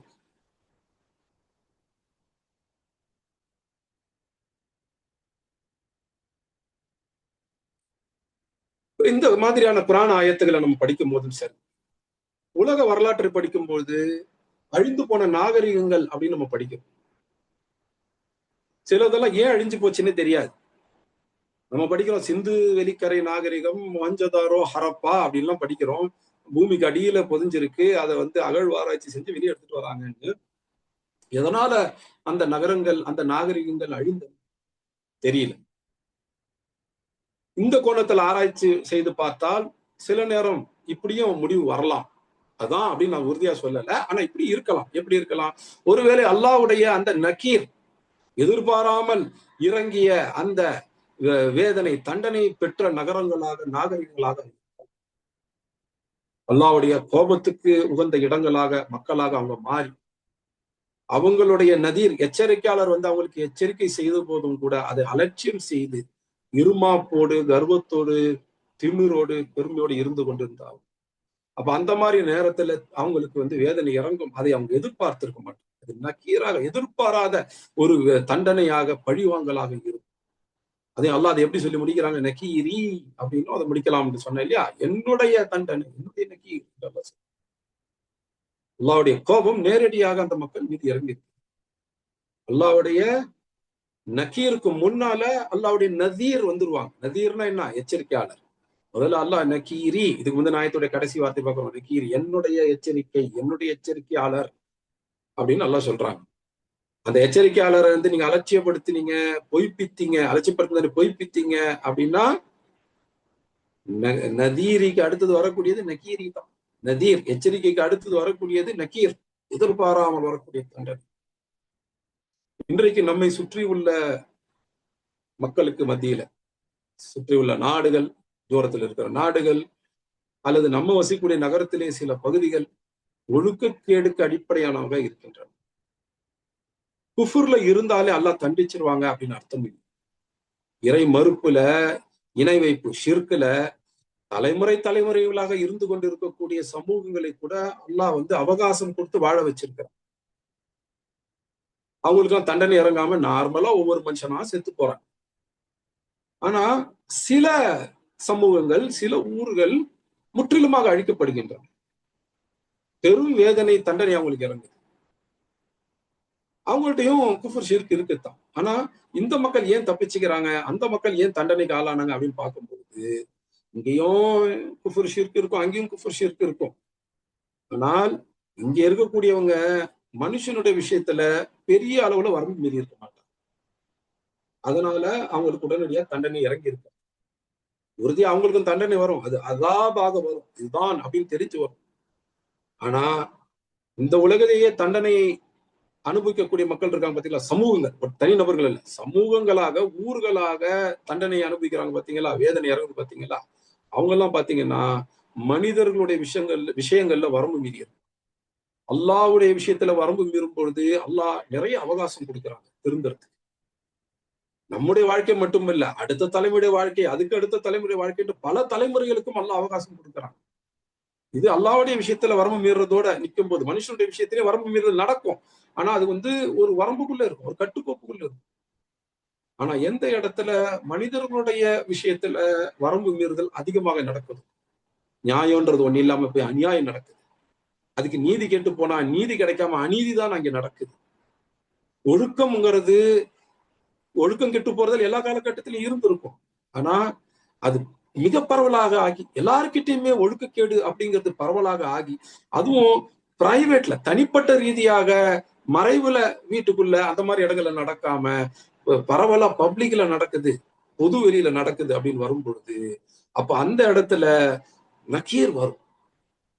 எந்த இடத்துல நியாயம் இல்லாம அநியாயம் நடக்கும்போது, அதுக்கு நீதி கேட்டு போனா அந்த இடத்துல நீதி கிடைக்காம அநீதியாகத்தான் விஷயங்கள் நடந்து கொண்டிருக்கும் போது, அங்க மிக மோசமான ஒழுக்கக்கேடான விஷயங்கள் நடக்குது. ஆனா அது தனிமையில மறைவுல நடக்கல, மாறாக கூட்டங்களாக பொது வெளியில நடக்குது அப்படிங்கிறப்போ அந்த இடங்கள்ல அல்லாஹ்வுடைய வேதனை தண்டனை வேகமாக வந்து இறங்கும். அந்த தலைமுறையிலே கூட வரலாம். எந்த தலைமுறை இதுல படுமோசமா போதும் அந்த தலைமுறையிலேயே அந்த வேதனை வந்து இறங்கலாம். அது நக்கீராக அவங்க எதிர்பாராத நேரத்துல வந்து இறங்கும். ஆனா இன்றைக்கு அதெல்லாம் தான் நாகரிகம் என்று பேசப்படுது. இன்றைக்கு நாகரிகமும் ஒழுக்கமும் வேறு வேறு அப்படின்றது ஆயிடுச்சு. அதெல்லாம் நாகரிகம் அப்படின்னா ஒழுக்கம் அப்படின்னு அர்த்தம். நாகரிகத்தையும் ஒழுக்கத்தையும் பிரிச்சு பார்க்க முடியாது. ஆனா இன்றைக்கு நாகரிகம் ஒழுக்கம் வேறு வேறாக ஆகிவிட்டது. நாகரிகத்தில் முன்னாடி சென்ற ஊர்கள்லாம் ஒழுக்கத்துல ரொம்ப பின்னாடி போயிருக்கு. கேடு கெட்டதாக, கேவலமானதாக, அசிங்கமானதாக, இழிவானதாக ஆகியிருக்கு. ஆனா அதெல்லாம் நாகரிகத்தில் முன்னேறிய இடங்கள் அப்படின்னு பேசிக்கிறாங்க. இது மேற்குலகுல மட்டுமல்ல, நம்ம நாடுகள்லயுமே பெருநகரங்கள் என்று சொல்லப்படக்கூடிய மெட்ரோபாலிட்டன் காஸ்மோபாலிட்டன் சிட்டிஸ்ல பல இடங்கள்ல இது நடக்குது. இப்ப சென்னையில பிரைட் மார்ச் எல்லாம் போறாங்க. இது பரவலாக பொதுவுல வந்துகிட்டு இருக்குது. ஆனா இன்னைக்கு வந்து அது அதிகமான மக்கள் போல. ஆனா இது அதிகமான மக்கள்கிட்ட பரவ ஆரம்பித்தால் அப்பொழுது லூத் அலைஹிஸ்ஸலாமுடைய சமூகத்துக்கு என்ன விதமான தண்டனை இறங்கணுதோ அந்த மாதிரியான ஒரு தண்டனை இங்கேயும் இறங்கலாம். அல்லாஹ் அதை விட்டு நம்ம எல்லாரையும் காப்பாத்தும். இந்த ஆயத்துல அல்லாஹ் சுப்ஹானஹு வ தஆலா சொல்றது என்ன? وَلَقَدْ كَذَّبَ الَّذِينَ مِنْ قَبْلِهِمْ فَكَيْفَ كَانَ نَكِيرٌ. இன்னும் நிச்சயமாக இதுக்கு முன்னாடி இருந்த சமூகங்களிலும் இந்த எச்சரிக்கையாளர்களை பொய்ப்பித்த சமூகங்கள் நிச்சயமா இருந்திருக்கின்றன. அவங்களுக்கு என்னுடைய தண்டனை அந்த இடத்துல என்னுடைய இன்னைக்கு நான் சொல்லிட்டேன். ஆக்சுவலா அல்லாஹ் அங்க என்னுடைய சொல்லிட்டேன். நக்கீர் அங்கே தண்டனை வருது. ஆனா அந்த இடத்துல நக்கீர் என்று வரும்போது என்னுடைய தண்டனைன்னு வந்து அல்லாவுடைய தண்டனை இறங்கும். அந்த இடத்துல அல்லாஹ் தன்னுடைய என்று சொல்லும் போது என்னன்னா அல்லாவுடைய கோபத்தை நேரடியாக அல்லாஹ் வெளிப்படுத்திக்காங்க. அவங்கள பத்தி பேசும்போது தூரமாக்கி பேசுறாங்க, தேர்ட் பர்சன்ல பேசுறாங்க. ஆனா தண்டனை பத்தி பேசும்போது தன்னுடைய தண்டனை அப்படின்னு பேசுறாங்க. அந்த அளவுக்கு அது அல்லாஹ்வை கோபப்படுத்தக்கூடிய விஷயமாக இருக்கின்றது. அப்ப தூதர்களை பொய்ப்பிப்பது அப்படிங்கிறது சாதாரணமான விஷயம் அல்ல. தூதர்களை பற்றி சரியாக அறியாமல் தூதர்கள் மீது ஈமான் கொள்ளாமல் இருப்பது அப்படிங்கிறது வேற. தூதர்களை பற்றி சரியாக அறிந்து அதற்கு பிறகும் பிடிவாதமாக திமிராக தூதர்களை பொய்ப்பிக்கிறது அப்படிங்கிறது வேற. இது ரெண்டும் ஒண்ணு கிடையாது. தூதர்களை அறியாம இருக்கிறதும் குஃபர் தான், தூதரை அறிந்தும் மறுக்கிறதும் குஃபர் தான். ரெண்டுமே குஃபர் தான். அறியாமல் மறுக்கிறவங்களுக்கு அல்லாஹ் கூடுதல் அவகாசங்கள் கொடுக்கும், உடனே தண்டனை அறிக்கிற மாட்டான். ஆனா அறிந்த பிறகும் மறுக்கிறது பாருங்க, அதைத்தான் பொய்ப்பித்தல் என்று அல்லாஹ் சொல்றான், என்று சொல்றான். அப்போ அவங்களுக்கு தண்டனை வேகமாகவே வரும், அவங்க எதிர்பாராத போது வரும். அப்போ இதுல இருந்து நாம தனிப்பட்ட ரீதியாக நமக்கு தெரிஞ்சுக்கிற விஷயம் என்னன்னா, தூதர்கள் அவங்க மூலமாக இறக்கி வைக்கப்பட்ட அந்த கிதாபுகள், இதில் உள்ள எச்சரிக்கை, இதெல்லாம் நாம ஒவ்வொருத்தரும் தெரிஞ்சுக்கணும். தெரிந்து அல்லாஹ் மீது, அல்லாஹ்வுடைய கிதாப் மீது, அந்த தூதர் மீது ஈமான் கொள்ளணும். தூதரை பொய்ப்பிக்காமல் உண்மைப்படுத்தும். அந்த இடத்துல அந்த கிது பொய்ப்பித்தலை விட்டுட்டு சிதுக் மெய்ப்பித்தல் உண்மையாக்குதலை நம்ம உள்ளுக்குள்ள ஏற்றுக்கொண்டு ஈமான் கொண்டுதல் அவசியம். அப்படின்னா அல்லாஹ் பற்றி நம்ம கத்துக்கணும், தெரிஞ்சுக்கணும். கத்துக்கிட்டாதான் தெரிஞ்சுக்க முடியும். அல்லாஹ்வுடைய கிதாபாகிய அல் குர்ஆனை பத்தி நம்ம கத்துக்கணும், குர்ஆனை தெரிஞ்சுக்கணும்.